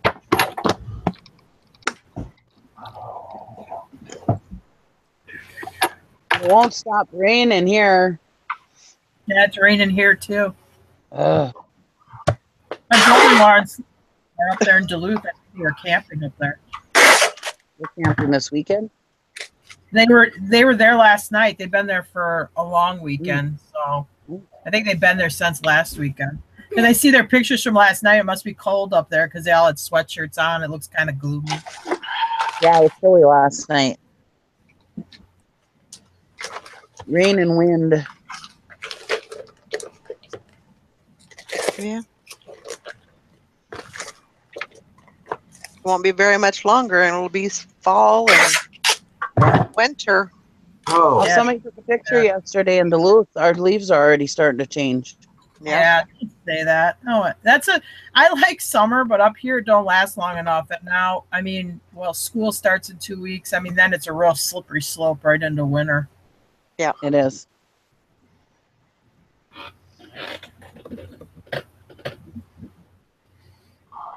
Yeah, in 30 days we'll have frost up here, where it'll kill the flowers and stuff. Yuck. icky. Place. That's a great place to move to. It's awesome. It's God's country. Because he's the only one that appreciates it. He can afford the taxes. I guess this weekend's supposed to be pretty crazy though, because of the eclipse and everything. Oh yeah. Apparently we're like in the 100% totality of it, and they say we're supposed to have like up to 5 million people in our area. Oh. Like, I don't know. So I'm staying inside today, or staying inside for the weekend. 5 We're million in, people in your area. That's what they said. Sounds like Yeah, it's great. Have a yard sale. No, That's what I said. I'm just staying inside, minding my own business. Swing them garage doors open and just blow every bit of it out. Yeah. That'd be nice. The Grandma Magic Classic just quote Macklemore. He's gonna pop some tags. We got $40 in home pocket. Yep. Okay, Grandma Magic Classics. Yeah, I'll definitely. I'm probably going to do something this this afternoon. Maybe around noon or so. I can't. But that's what I'm thinking. That's what I'm thinking. I don't know what I'm thinking. That's all I got to say about that. All I got to say about that one. Got 4 hours to lose. Oh, before I forget, eBay said to email them and try to get them to admit they broke it. Oh, the game. And so I sent them an email, no response yet. Oh, okay. So basically, if they admit that they broke it, then it won't be your responsibility, I'm guessing. Yeah. I see.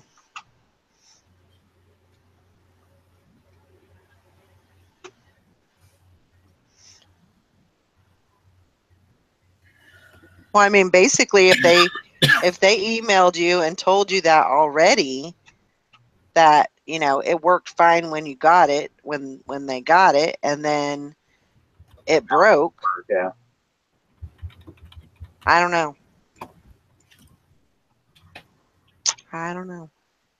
That's kind of one of those slippery slopes,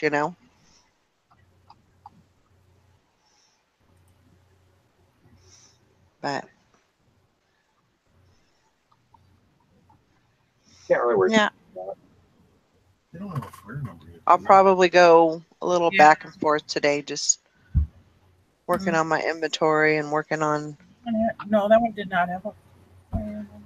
I do want to get some listings up though. I need to get back on that.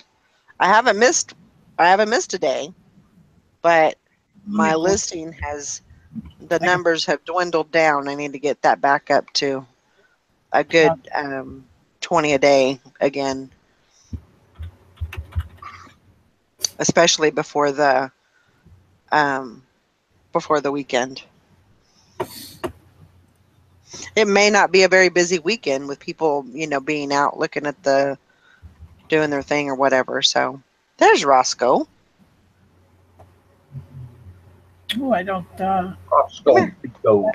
Come here. Come here. No. Norbert was. See? There's Roscoe, huh? There's Roscoe, huh? They don't have anything on the tax. He's a good boy, huh? Yeah. I'm shy. Are you shy? You don't want to look at the camera? Go on. Go lay down.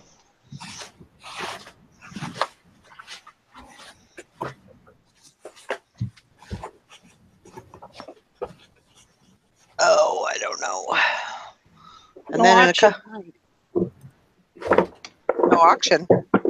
No. He decided to go fishing.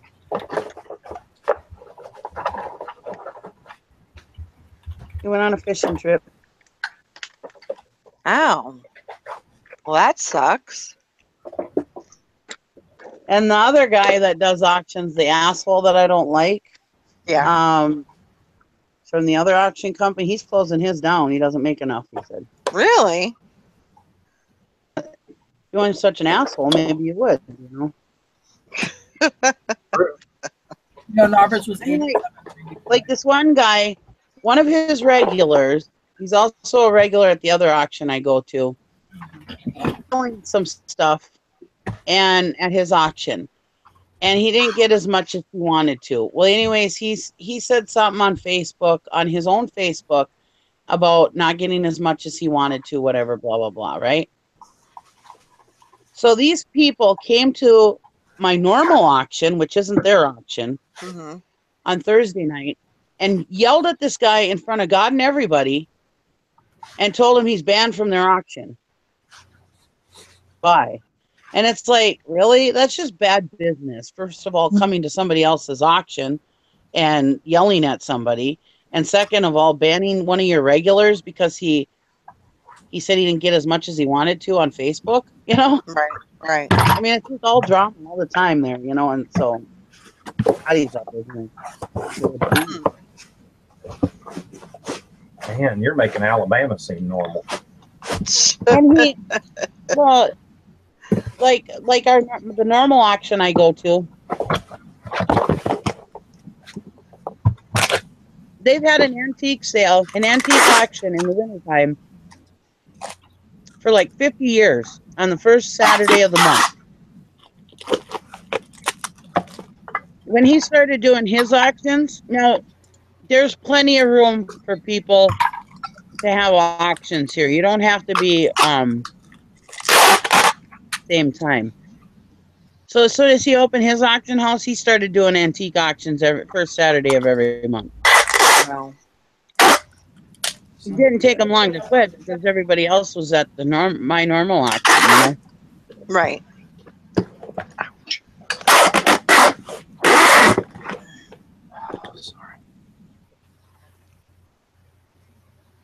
where a lot of times most of the auctioneers around here kind of work together. I mean, yeah, sometimes in the summertime when it gets busy, you can't help but overlap on each other.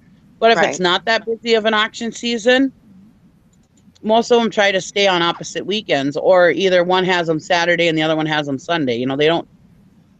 There's plenty of room for a couple auction companies. You know. Right. But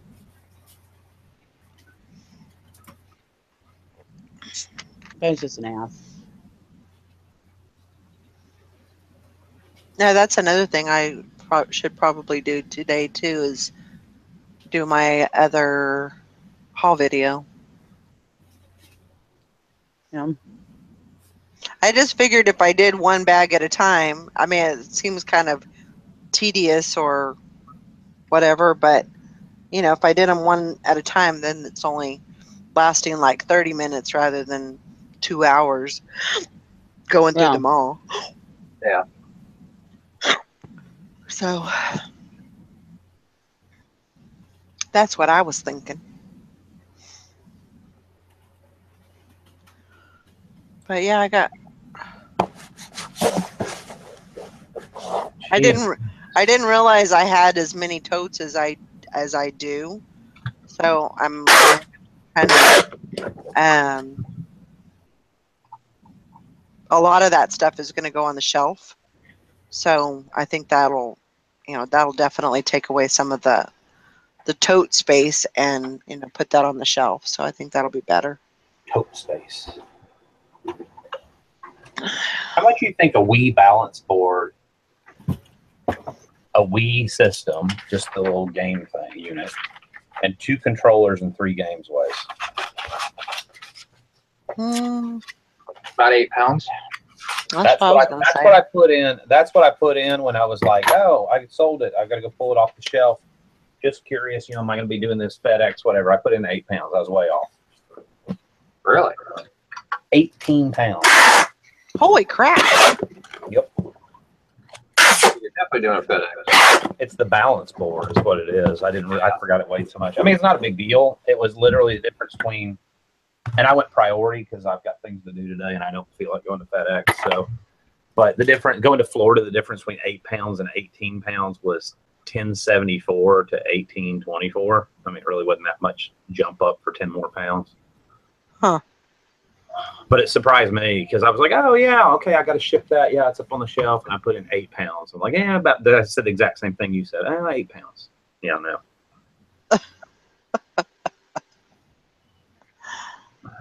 It's been a while since I put that on the shelf. I forgot exactly how heavy it was. All right. Well, that was a sucky shipping day.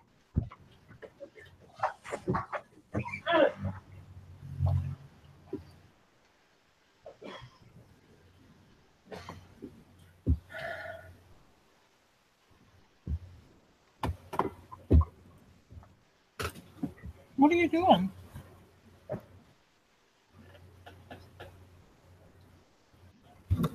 She's in the bathroom by that full-length mirror, and she sees herself in the reflection of the mirror. You hear? She got a little coffee. Slowly, the grumbling. No poop talk, Robin. None of that. We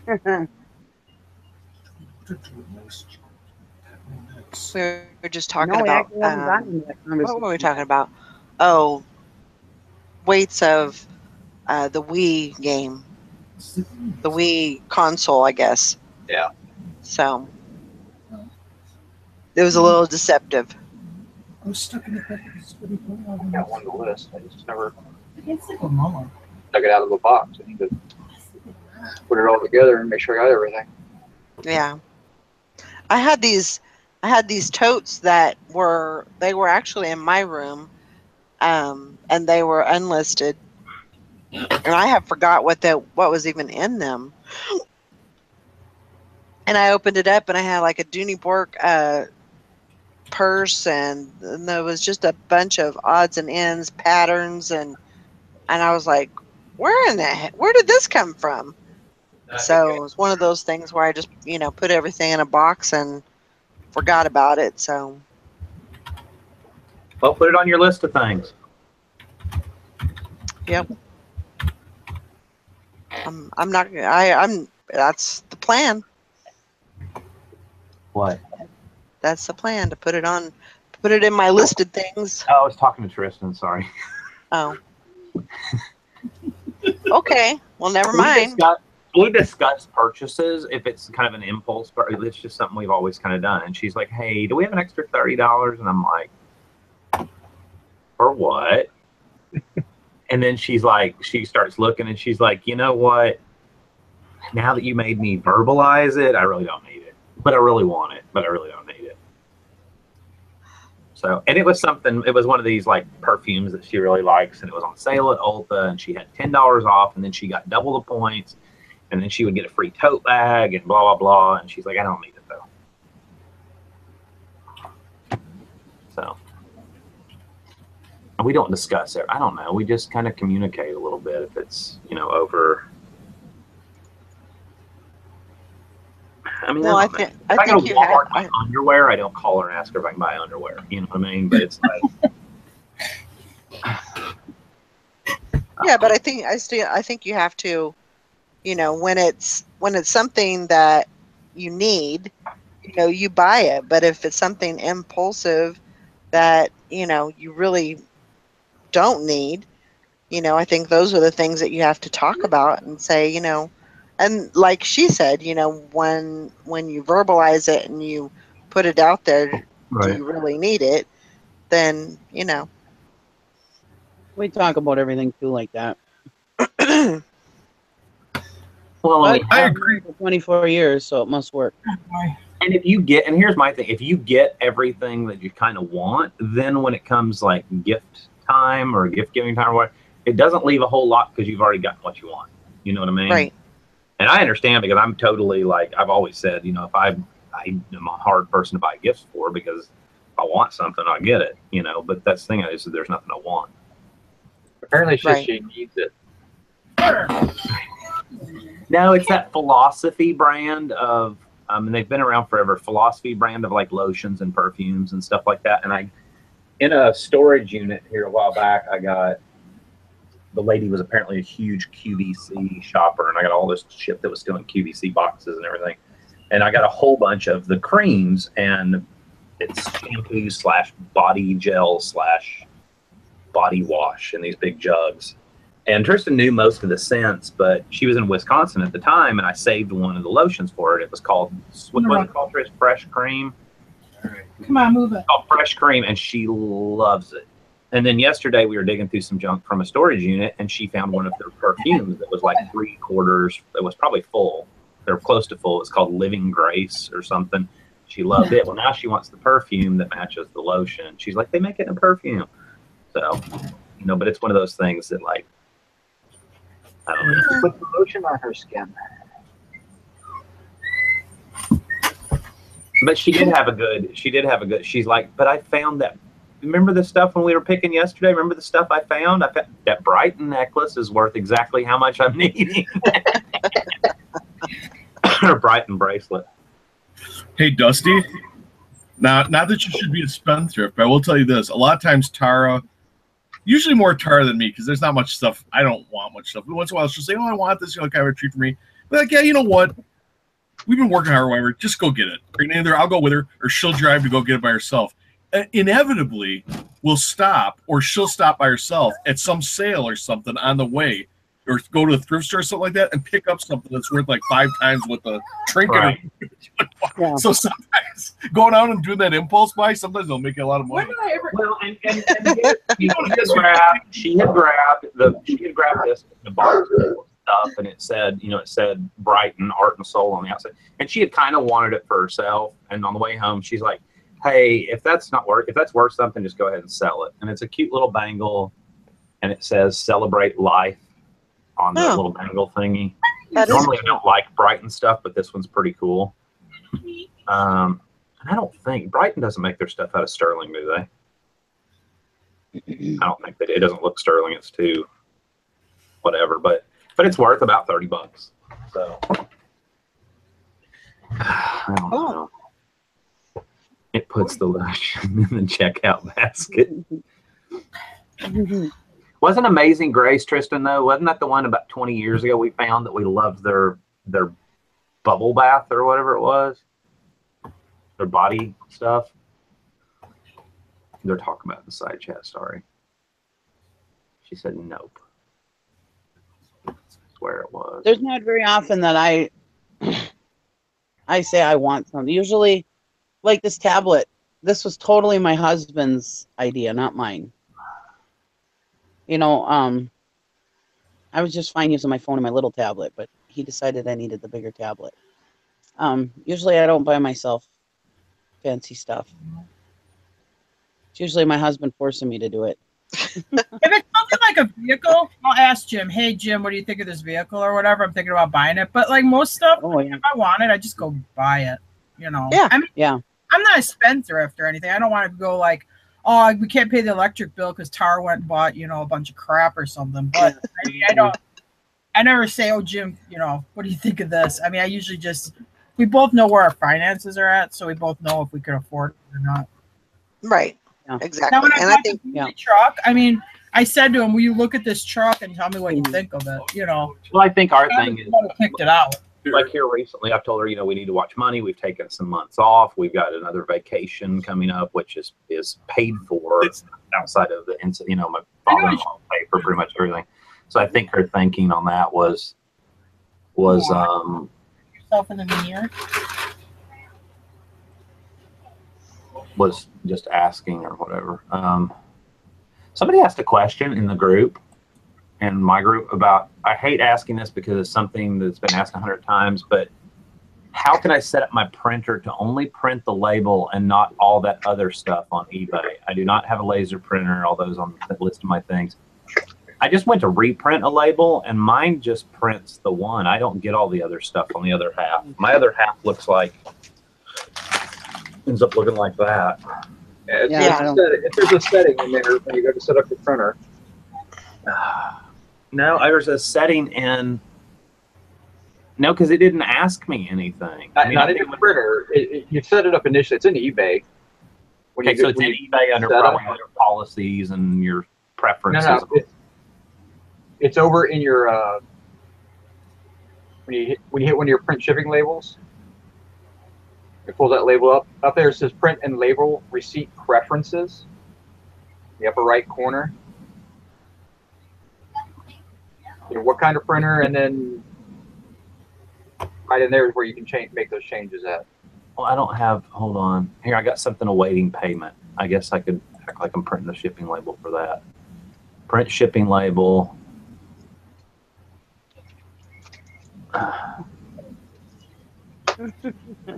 See, I don't show it on. Is it on the page where it shows my address and their address and you're picking the weight and all that? Up in the top corner, it should be says printer and label receipt preferences. Here, I'll go. Here, hold on. Let me screenshot that and cross out all the information. Oh. Open with paint. I need a white box with white. I need a box. I'm not a happy wife today. I have to do all my own shipping. Oh gosh. I'm throwing a fit right now. Why? Well, don't throw a fit. What's going on? Nothing. I just don't feel like moving. I feel sick. Yeah.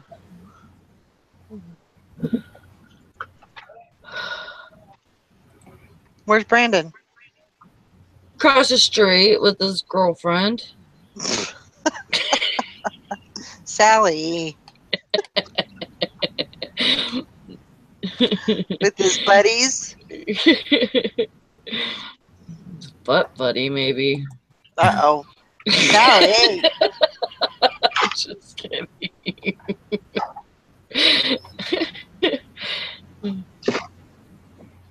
Just kidding. He's over there working. He's all excited because the guy was over painting somewhere yesterday, and he couldn't hang out with them, and so he had to stay home and work on the truck. Well, that's good. That's what Yeah, he should be I know. doing right now. But he should be shipping, and then he should be working on that truck, trying to get it going. He can't today though because it's raining. Oh. But the truck's not going anywhere until you. Yeah. Yeah. Get the heads redone. Actually, he was looking at it yesterday, and it's possible that only that top one, whatever that's called, the one that sits right on top. It's a half acre. On top of the motor? What are you talking about? Yeah, on top of the motor. Carburetor? No. No. You're talking about the thermostat? No. What year's your truck?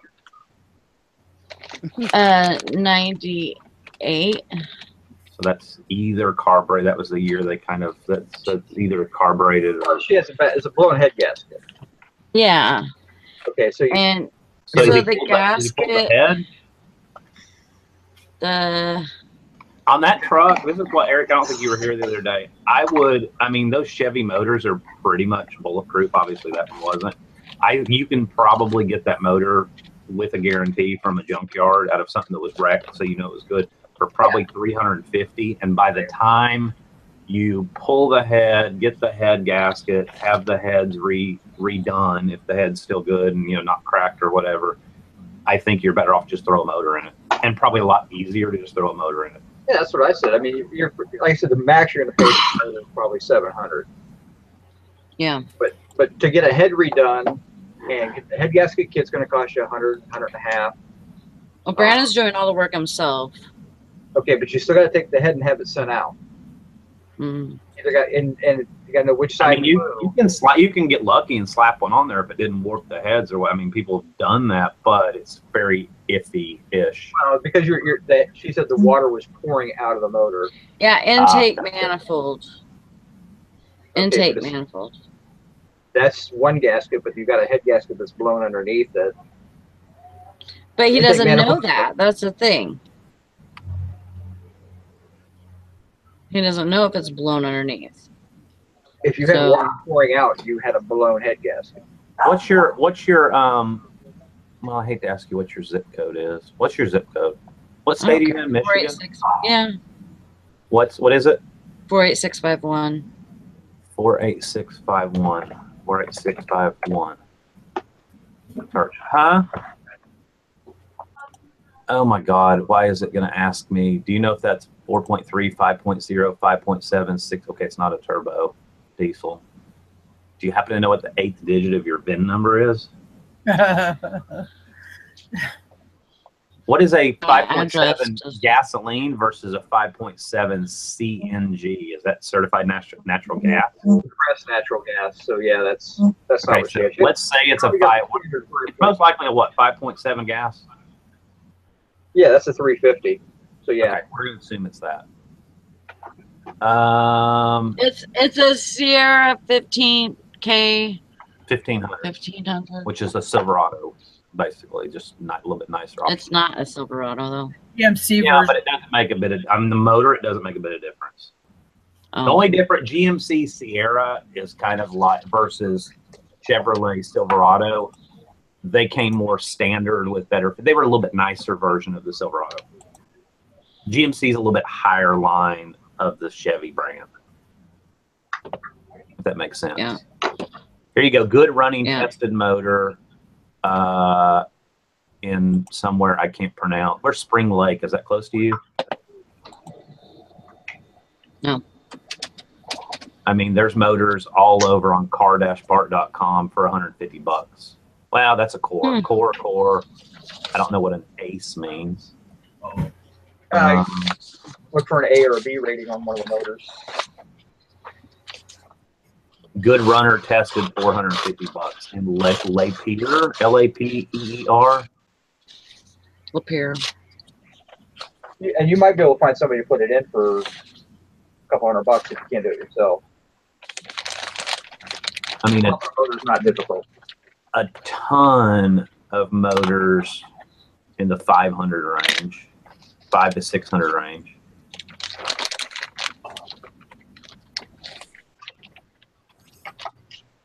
And they're cheap motors because that's the way a buddy of mine that was a mechanic that I used to buy a lot of vehicles from put it to me. If you have a motor that's known for run, and it makes sense, obviously it's common sense, but if you have a motor that's known for being a really good motor that people rack up hundreds of thousands of miles, they're going to be really cheap junkyard because they're not much tire because they go bad. Which is one of the reasons I love the Silverados and Sierras is because parts for them are cheap. They made a gazillion of them, and stuff typically doesn't go bad.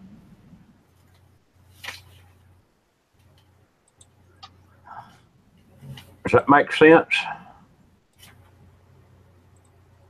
Sort by. Yeah, thank you. My dog's doing. Invalid selection. Please select a part. Engine. Engine. Number 9. You like them because they're Chevy, or do you like them Those are good. Okay. I mean, it could be a. Could it be a 5.0? Let's say it is. Let's look at that one. I mean, you're still looking at The 305 motor for 5.0. Joe's Auto Parts in Spring Lake. They'll give you one with a 90-day warranty for $399, and that's their asking price. It means you walk in with $300 cash, and they'll give it to you.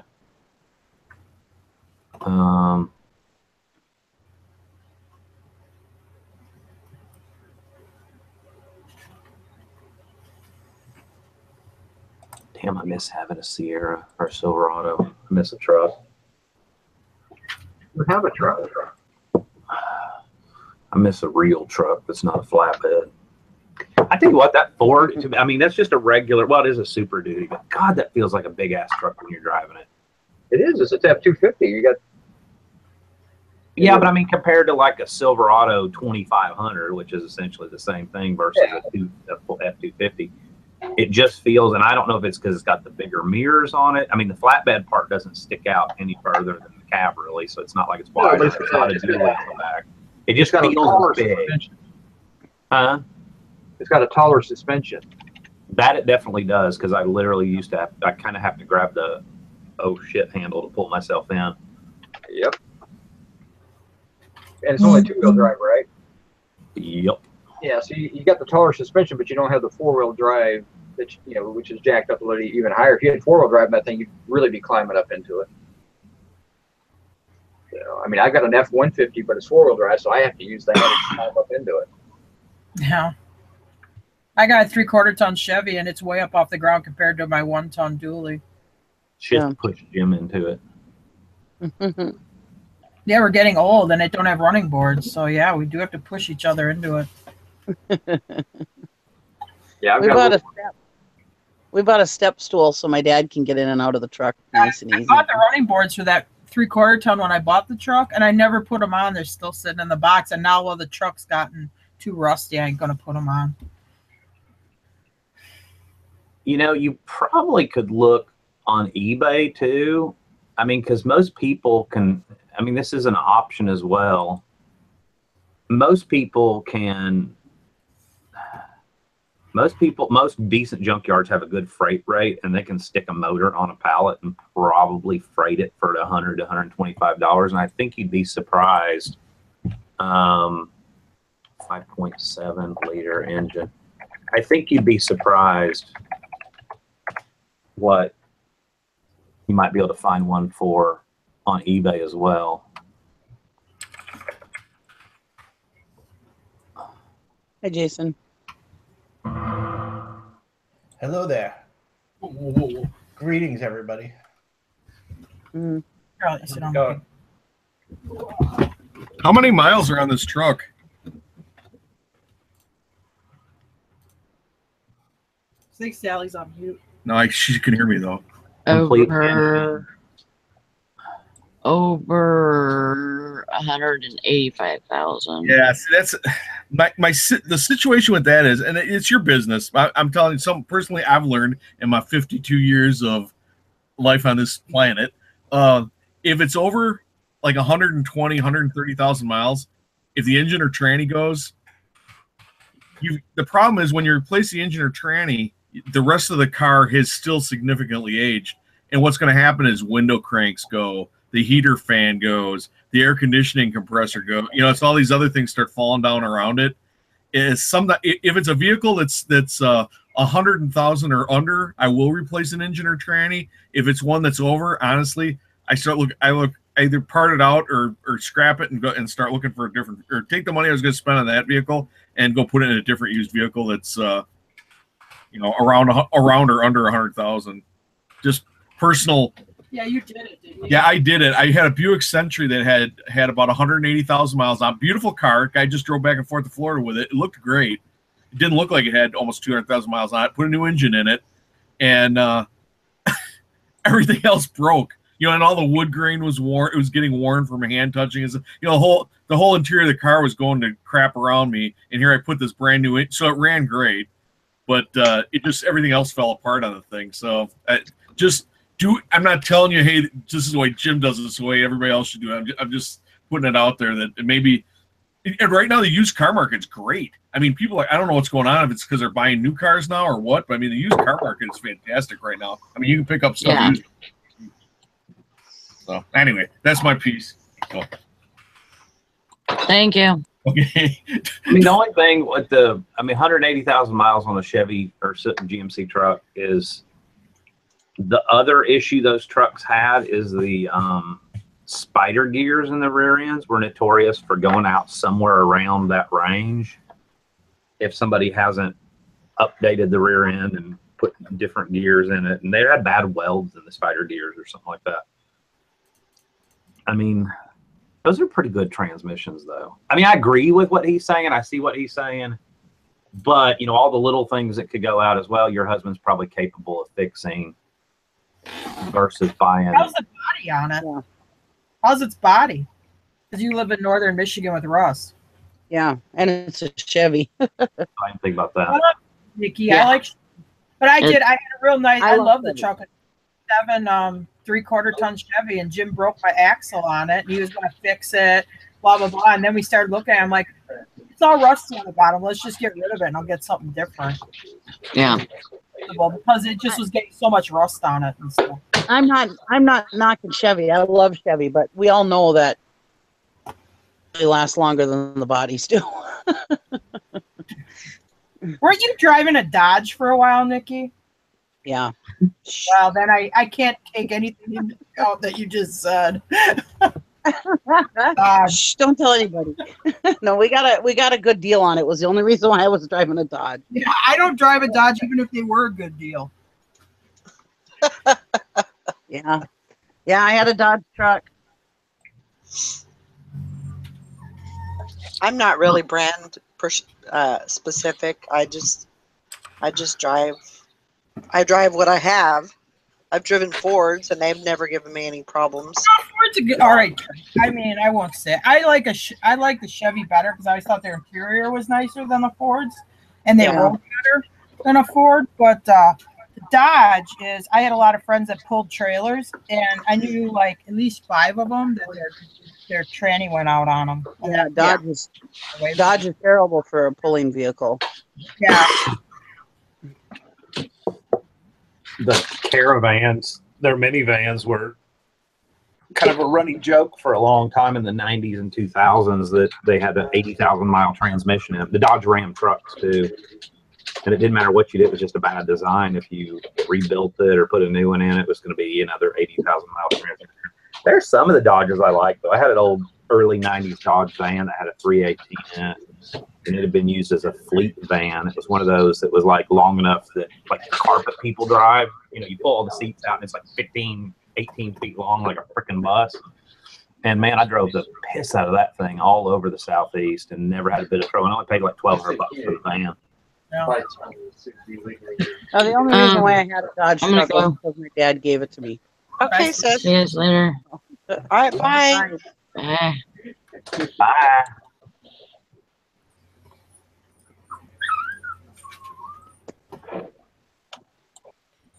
Anyways, the Dodge, the only reason why I had it was because my dad had given it to me. He's a Dodge man. Oh, yeah.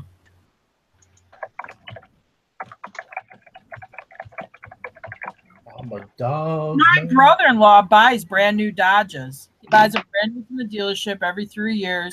And the reason he buys them is he goes because there's always stuff breaking on them, but they have a really, really good bumper-to-bumper warranty on them where he can take them in and gets it replaced or fixed. And he is kind of anal about his vehicle. I think it's 5 years. Or 5 years. Whenever the warranty But he goes up. trades them in every Yeah. when the warranty. 5 years. Yeah, when the warranty's up, he takes it right in. He says, if I have to pay to fix it, it's gone. Yeah. That's why he drives Dodge. He says, I know that. He goes, I know they break. He goes, I don't care. It's all on warranty. Yeah. My father-in-law is the same way with vehicles. He keeps them less than 3 years. He's like, I don't like to deal with repairs. And I've tried to explain to each their own, and he's got the money to do it. But, I've tried to explain and he's brilliant when it comes to finances. And this is where I just get to where I want to slam my head against a wall. I'm like, you realize you buy a $40,000 car, you drive it for 3 years, you trade it in for 25 or 22,000. You realize that's like ridiculous. You're taking an $18,000 hit.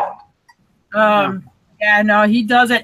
And Jim's brother is a vice president at a bank. He's like, I have to have a nice vehicle, otherwise the other guys will make fun of me. Well, he's like, he goes, we go out to the parking lot, or we get to lunch, we walk out the parking lot. He goes, I'm into a POS. He goes, that'll kill my advancement. He goes, it shouldn't, but it does. That's what people are. And he goes, that could screw up my ability to advance in my job. So he goes, I got to have a decent vehicle. Yeah. And he goes and plays golf with the office guys and stuff like that. And it's just a certain reason. And I went to a something for his daughter. I don't know what it was, something like that. And he had some of his work buddies there. And they're out in the backyard talking about this grill, this Brinkman grill. And I said, hey, if you buy these on clearance, it's fall time, you can get a really good deal on them. And then one guy's like, I never buy anything on clearance. I can afford to pay full price. Well, that's their attitude is if you don't pay a lot for it, it's not worth anything. So, they really, he really works with a bunch of the kind of people that really look down their nose at people. So. He's in that crowd.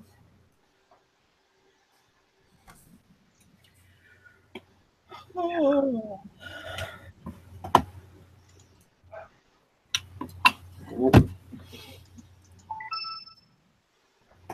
False alarm. My charger came for my camcorder. Wow, that's some cheap Chinese crap right there. $9.99 worth of goodness right there. Whatever works. I don't know. I think a lot of it. Wow, does that even actually fit that? The hell?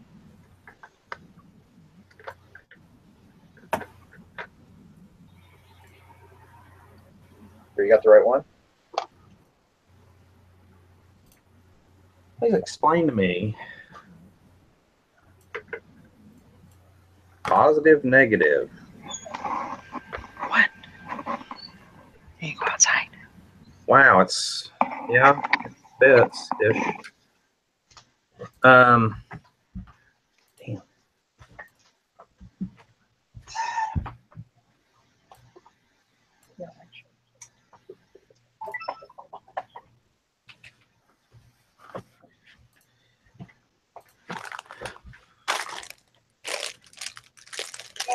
I don't know. I think, back to the motor thing and all that, I think it depends on how much mechanical ability you have, which her husband's obviously mechanical. When I've had mechanic buddies that lived around that could do things really cheap or free or for beer or whatever, that made a big difference with me on whether it was something was worth keeping or not. Of course, whether Sally can just go out and buy another car, I think is probably a huge factor as well. Well, I would throw a motor. I see what Jim's saying, but I would throw a motor to it. Well, I think for me, I would try to find another vehicle first. and then keep that as a project vehicle, and then throw it, try a head gasket change out on it if you want, or put another motor into it. But I also didn't think about, like y'all said, the northern Michigan rust. I just don't think about that because we don't have rust. I didn't think about that aspect of it.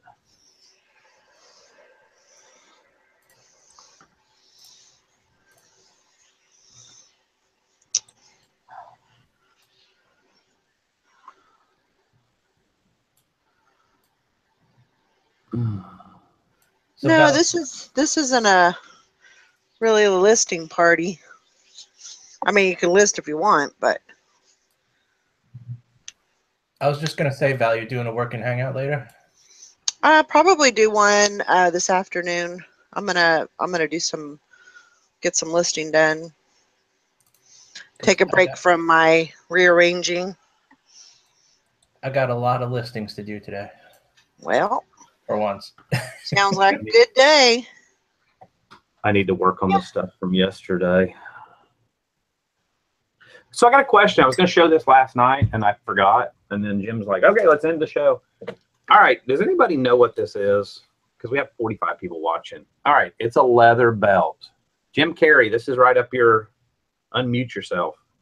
I know what Eric said, but I'm not going to say that because I want to get other, like, fresh opinions. I'm kind of leaning with Eric, though.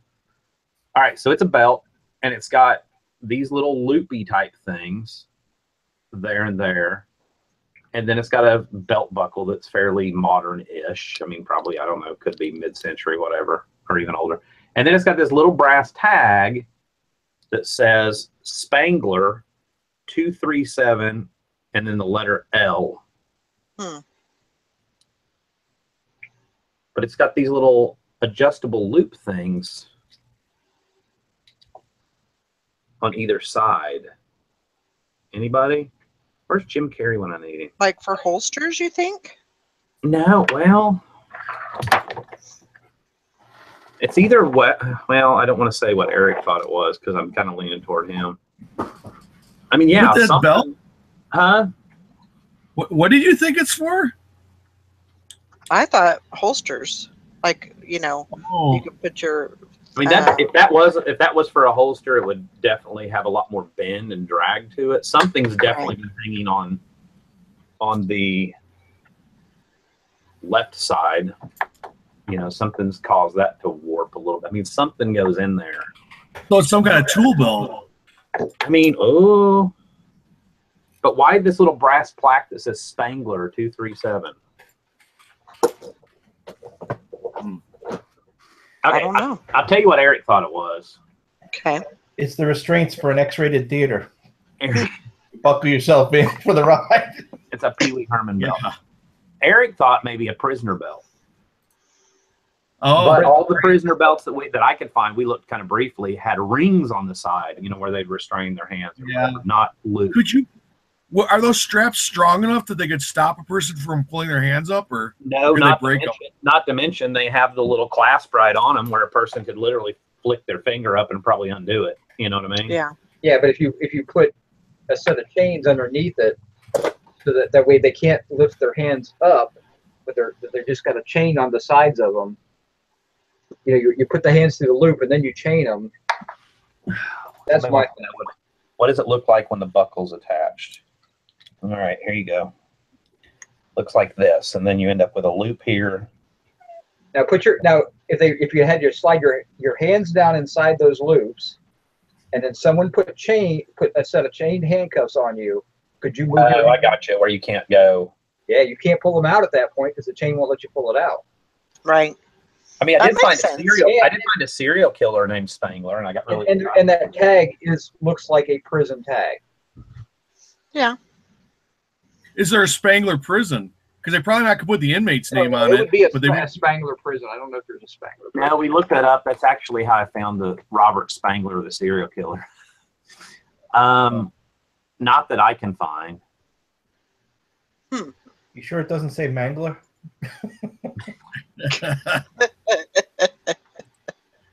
Spangler. Bye, Matt. Hope you have a good day. Yeah, I mean, that definitely makes sense. I kind of like Jim's thing though on a tool thing, because that's something that if somebody was in a mine or in a shop or whatever, they would have probably had a little brass plaque that, and it's definitely very kind of crudely hand stamped. The letter Spangler, or somebody took a die and did each letter, and it wasn't professionally done. Yeah, because in prison you don't get your own stuff. I mean, it's like being socialist or communist. They take care of everything for you. Well, I mean, if they had restraints, they probably might-ish, because every prisoner is going to be a little bit different size. Maybe would that make sense? No, they're all named. I don't think so. With the prison name. Yeah. And you'd have a number, not a name. Right. That's true. Yeah.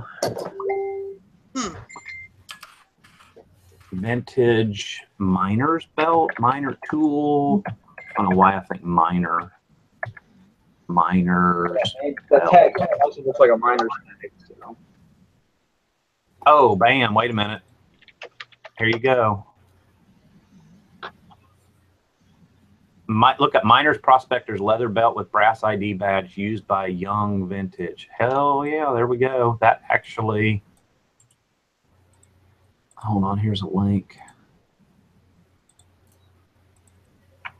Here, I put it in the morning show chat thing. So is it like a 16-year-old girl modeling this thing, or what's going on? What's the picture? Pretty close.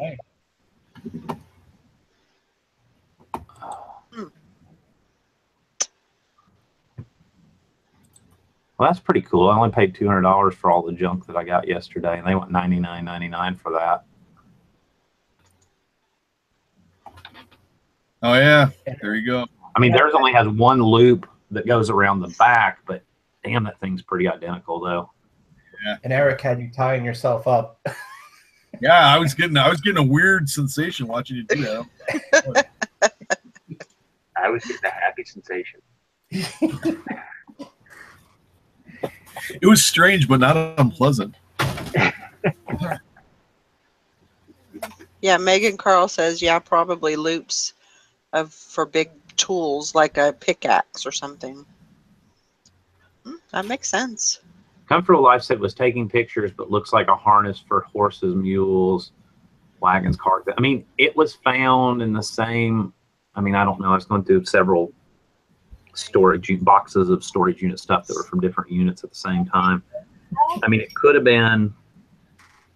Was it in that box with the flashlight? I bought a saddle yesterday too. Hold on, but I don't think it was out of the same. I don't think it was out of the same storage unit. Hey, thanks for your help on the saddle yesterday. If there was a maker's mark or something, Jim and Tara, where would it be? Tara, I think it would be under. Well, she's right here, so I'm gonna let the person who knows what the hell she's talking about. And what exactly does this do? I got in big trouble. Huh? Tip it right side. Tip it right side up. Okay, and then your hands on the horn. Underneath the horn's the pommel. Under the pommel, like in that front corner above the sit, sometimes there'll be a stamp maker's mark. Usually it'll be on the left side. Yeah. She's I know pointing I've at the fancy saddles before. I've seen them down here. Yeah, usually it would be right under the pommel. Sometimes it could be on the bottom quarter of the fender, but I suspect that one probably is not a mark saddle. She's pointing at the screen as if you can see where she's pointing on the saddle. No, right there, right there. No, over there. No. Yeah, it won't be underneath. It'll So be you on think top. it's just? Oh my God, are people? Am I gonna have to measure this and crap? Well, you Yeah, should they have a measure thing the on it. seat size. Yeah, they have a thing on just Google it, how to measure a Western saddle, and they'll show you exactly how to measure it correctly on the web. It's probably like a 14 or 15 inch. You just measure from the pommel to the back of the seat. From the start of that? Yeah, like where that hole is, like right against the pommel to the back of the seat. Like from here. That's about 15 inches. Yeah.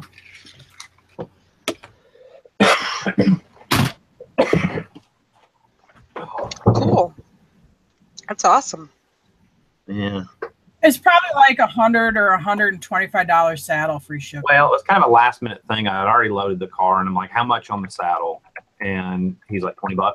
I'm like, "Okay, done." 15-inch Western saddle, 6,100 results. I knew that was coming. Megan says the back of that looks broken and thinks the wire was being used as a display piece. Hmm. Yeah, nobody would really ride in that outdated of a saddle. I mean, I would probably put decor in that one anyway. Yeah, it's got a lot of give to it in places where it shouldn't.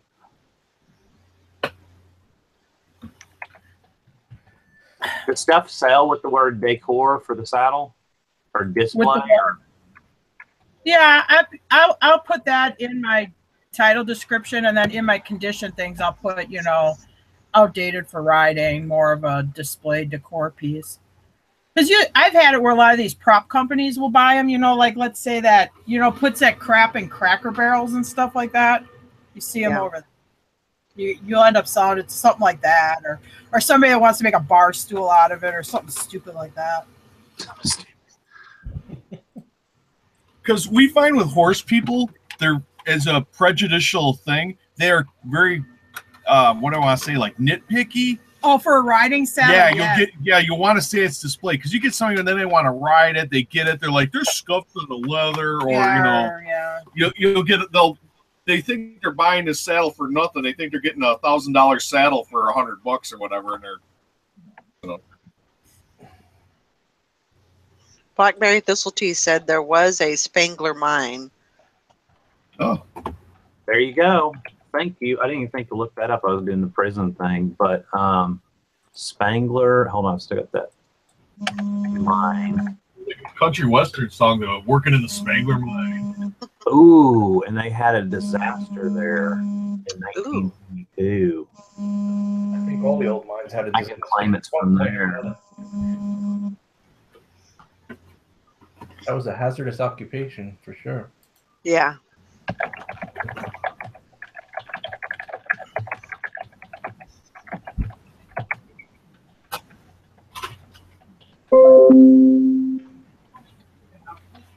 Yeah, I just toss them out.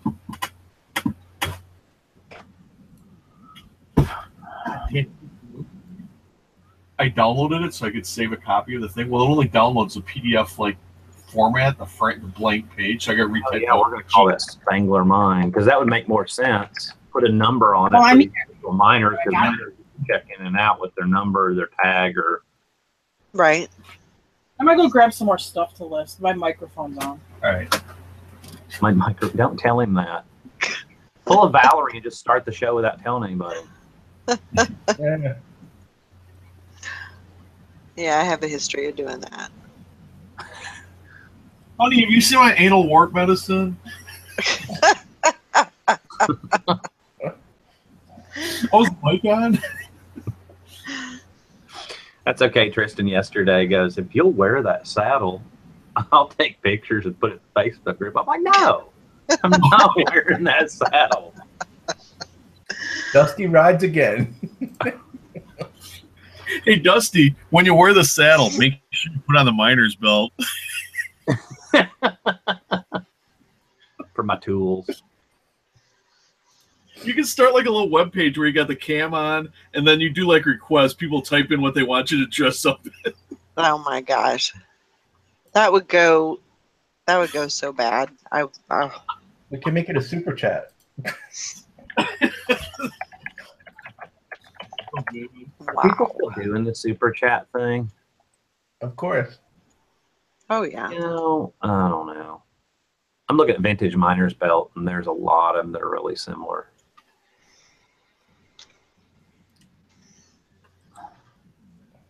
I think I want to turn on the super chat. Tristan and I talked about this and do a show one night. And with the understanding at the very beginning that all the money that was donated is going to go toward research for childhood cancer. I think that's good. Yeah. I just think it's shitty to take money, a super chat, when you're already making money off of video anyhow. Yeah. Just my personal opinion. I mean, it's not being judgmental. I guess it is, but I think it's just a personal preference, and if you feel okay with it, then whatever floats your boat. vintage miner's belt.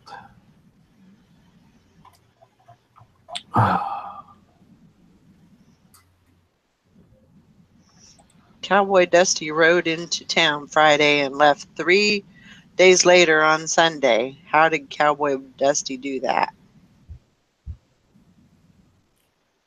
His horse's name was Sunday. Ah. Oh. And Friday. Good one.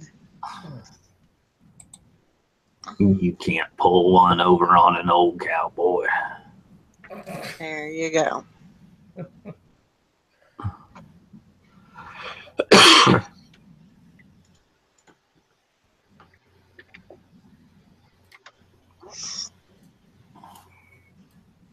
The only thing that Tristan and I were talking about, the only thing is if we did that and did the super chat, I would, if there's going to be, how do we know that you gave the money, blah, blah, blah. I mean, I would obviously have to do a screen share in private with somebody that I trusted like y'all and, go to the childhood cancer website and put in my information and my credit card and, frickin' prove it, because you got to prove everything to the world anymore. But why do you have to do that? Yeah, I wouldn't bother. No. Yeah. I mean, they wouldn't give you the money if they didn't trust you. Yeah. I guess that's true. I don't know. Yeah, but somebody will do like a rant video about your video saying, "Oh yeah, they said they did this. They probably didn't." Where's the evidence? I don't. You know what I mean? There's jerks. There's trolls out there who do that. No, Jerks was right. / ignore.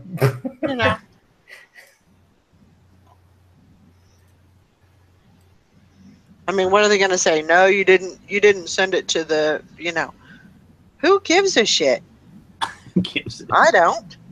If you do, you do. If you don't, well, that's on you. And, karma's a bitch and it'll come back to get you. Whatever. Wow, I like this feisty Valerie.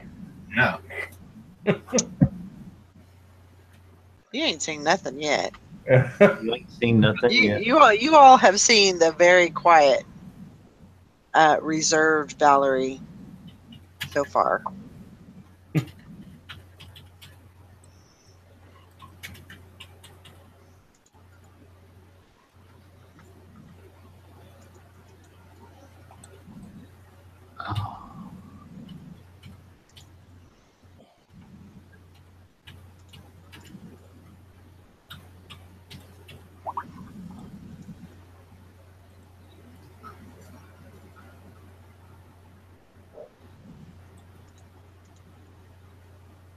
Oh, Lordy, what a day.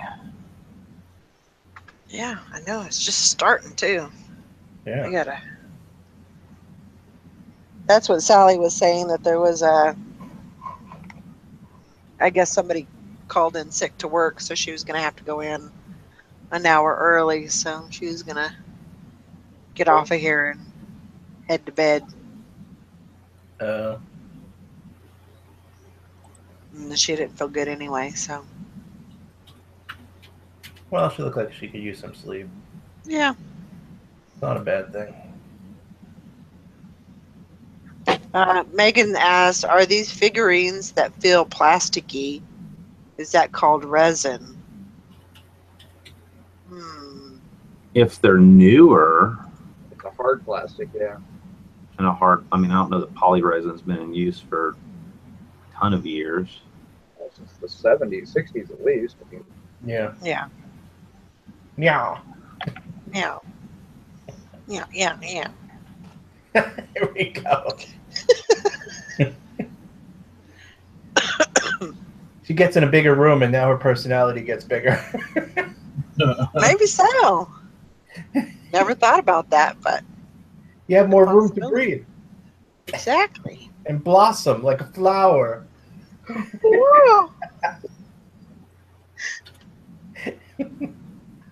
I can't believe you did that, Jason. I can't believe you did it. That was interesting. That was very interesting. Why would you be surprised? I'd do anything. I don't care. I got a screenshot of that one. That'll be the thumbnail for the show. That's okay. Dusty was playing with a toy yesterday, and I took my camera and photoed the screen. Oh. Yeah, I seen that. Spengler Mine in Pennsylvania, mining disaster, 1922. Yep. You know, there's this one town in PA that still has underground fires from a mine explosion or whatever. Yep. Really?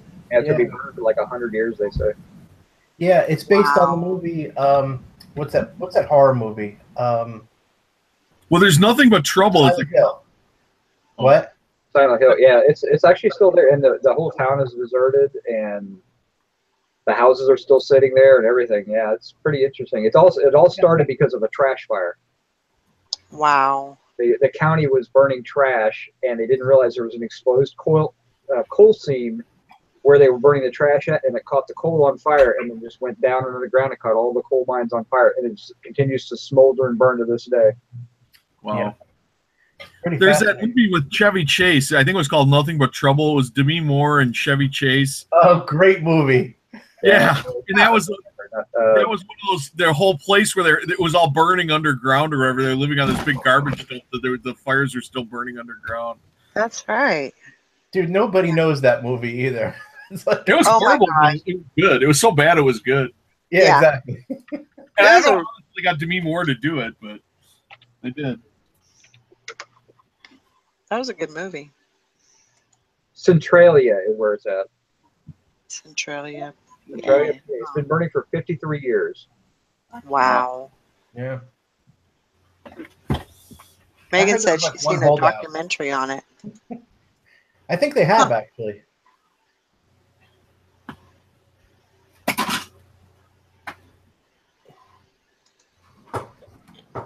I've seen pictures of if you Google it online, you can see pictures of the place. Yeah. Oh, they're saying that it could actually burn for another 250 years. Wow. There's still a dozen people that live there. I was going to say there's that's some holdouts. crazy.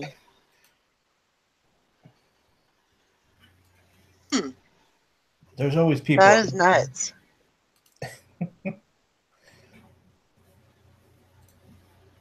See, you come on the morning show, you learn something every day. There ain't no lie about that. Yeah, they say that the roads, parts of where they had roads at, it was split open and gas pours out of them. And cool. Sounds like a place I'd like to go check out. It is. It'd be a touristy area.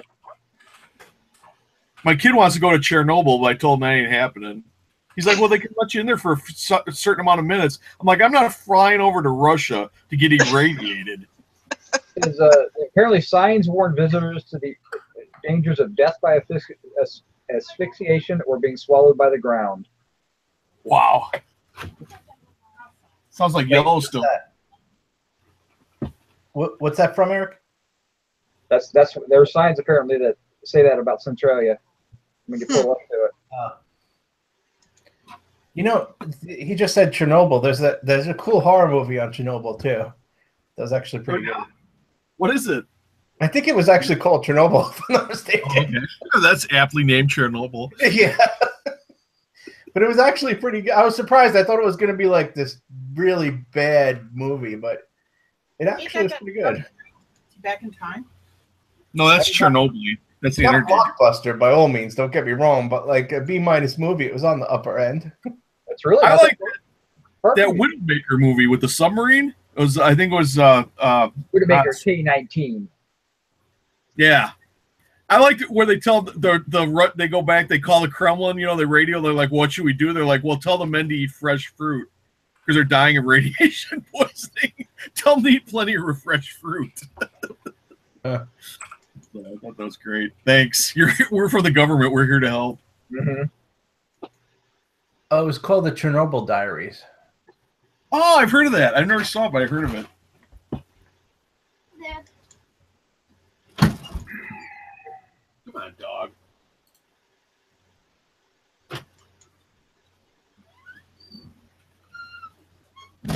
All right. Dad, I We found talked it. about it as well this morning.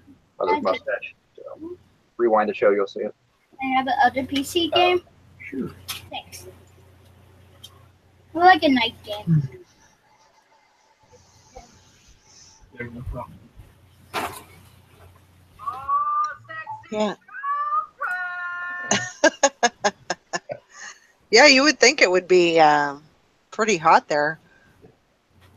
It's an interesting little discussion on that. Yeah. Did you ever see Silent Hill? No. It's very bizarre. I don't watch scary movies. I did. I thought the ending was a little not good, but overall the movie was all right. Yeah, it's different. I haven't seen the second one, even though I bought the DVD on Blu-ray. I bought on what do you call it? The 3D version, but I still haven't watched it. Yeah, we had the video game. We played a lot, and it was like, oh, okay, cool. You know, it was all right. The ending was a little. I thought it was. I don't know. I thought there would be better the ending, but overall it was all right. You know, Elma Island, I tell you about. You know, the ones with the natives. my kid found some island off the coast of India on one of these little video things. There's some island where they don't allow people to go on because they're protecting the or whatever. And if you try to approach it, they warn you, they'll chuck rocks and throw spears at you and stuff. Oh, I've seen that. Yeah. So that's his other place he wants to go to. There's a place in Hawaii like that as well. They have a limit. You gotta be on the water, and you want to see it. You gotta bring my little binoculars. All right. Well, bring the binoculars if we ever get over to India. Maybe next summer. Hey, does it have batteries in this? No, do not do that. Thank you. Yeah, the Forbidden Island in Hawaii is the same way. Oh, there's one in Hawaii too? Yep. It's called the Forbidden Island. It's owned by one family. They've owned it for 150 years, and you're not allowed to. Yeah, I don't think in Hawaii, isn't there no land ownership? You lease the land that your house is on? This is actually owned by the same family and all its descendants, but there is no access to the outsiders. Occasionally an invited guest is allowed on, but that's it. Interesting. Maybe they go on the island, but they never are able to go off of the island. It's owned by the same family who bought the island back in the 1860s, and King Kamehameha sold the island with the stipulation that you must preserve the language and unique way of life. So they've got it since then.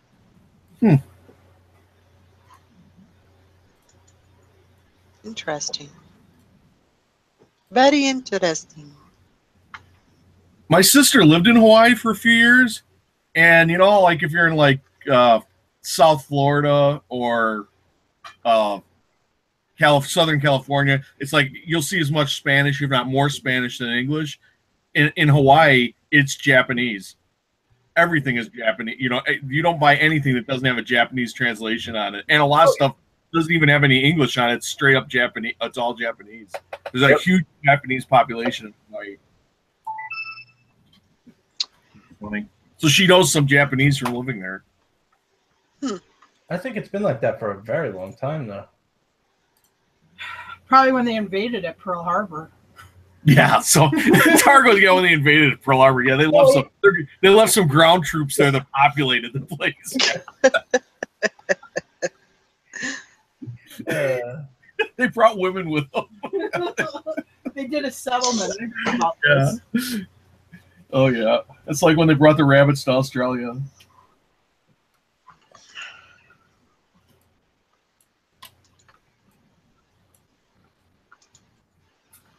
Yeah, I like Japanese. The nice thing about Japanese, they all seem to have money. This is true. And where'd they get that from? From us. Yeah, probably. Well, they didn't get it from me, but I'm happy to take it back.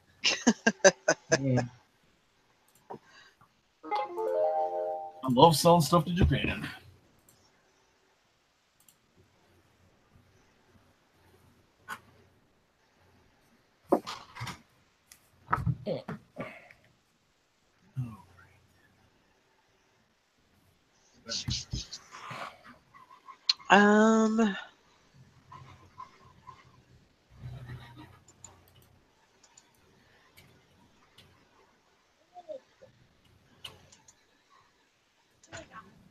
All right, guys, I think I'm going to go ahead and wrap up the show for the day. Hope everybody has a great day, and look for the working hangout. Like I said, I don't know what time that I'll have that, but it'll be sometime today. So just kind of keep your eyes peeled for that. Should give you a notification. And then I'll put a link in the reseller squad. Forgot the name of it. In the reseller squad. the reseller squad. Yeah, the squad. There you go. So I hope everybody has a great day, and we will see you tomorrow. Bye, everybody. Peace. Maybe.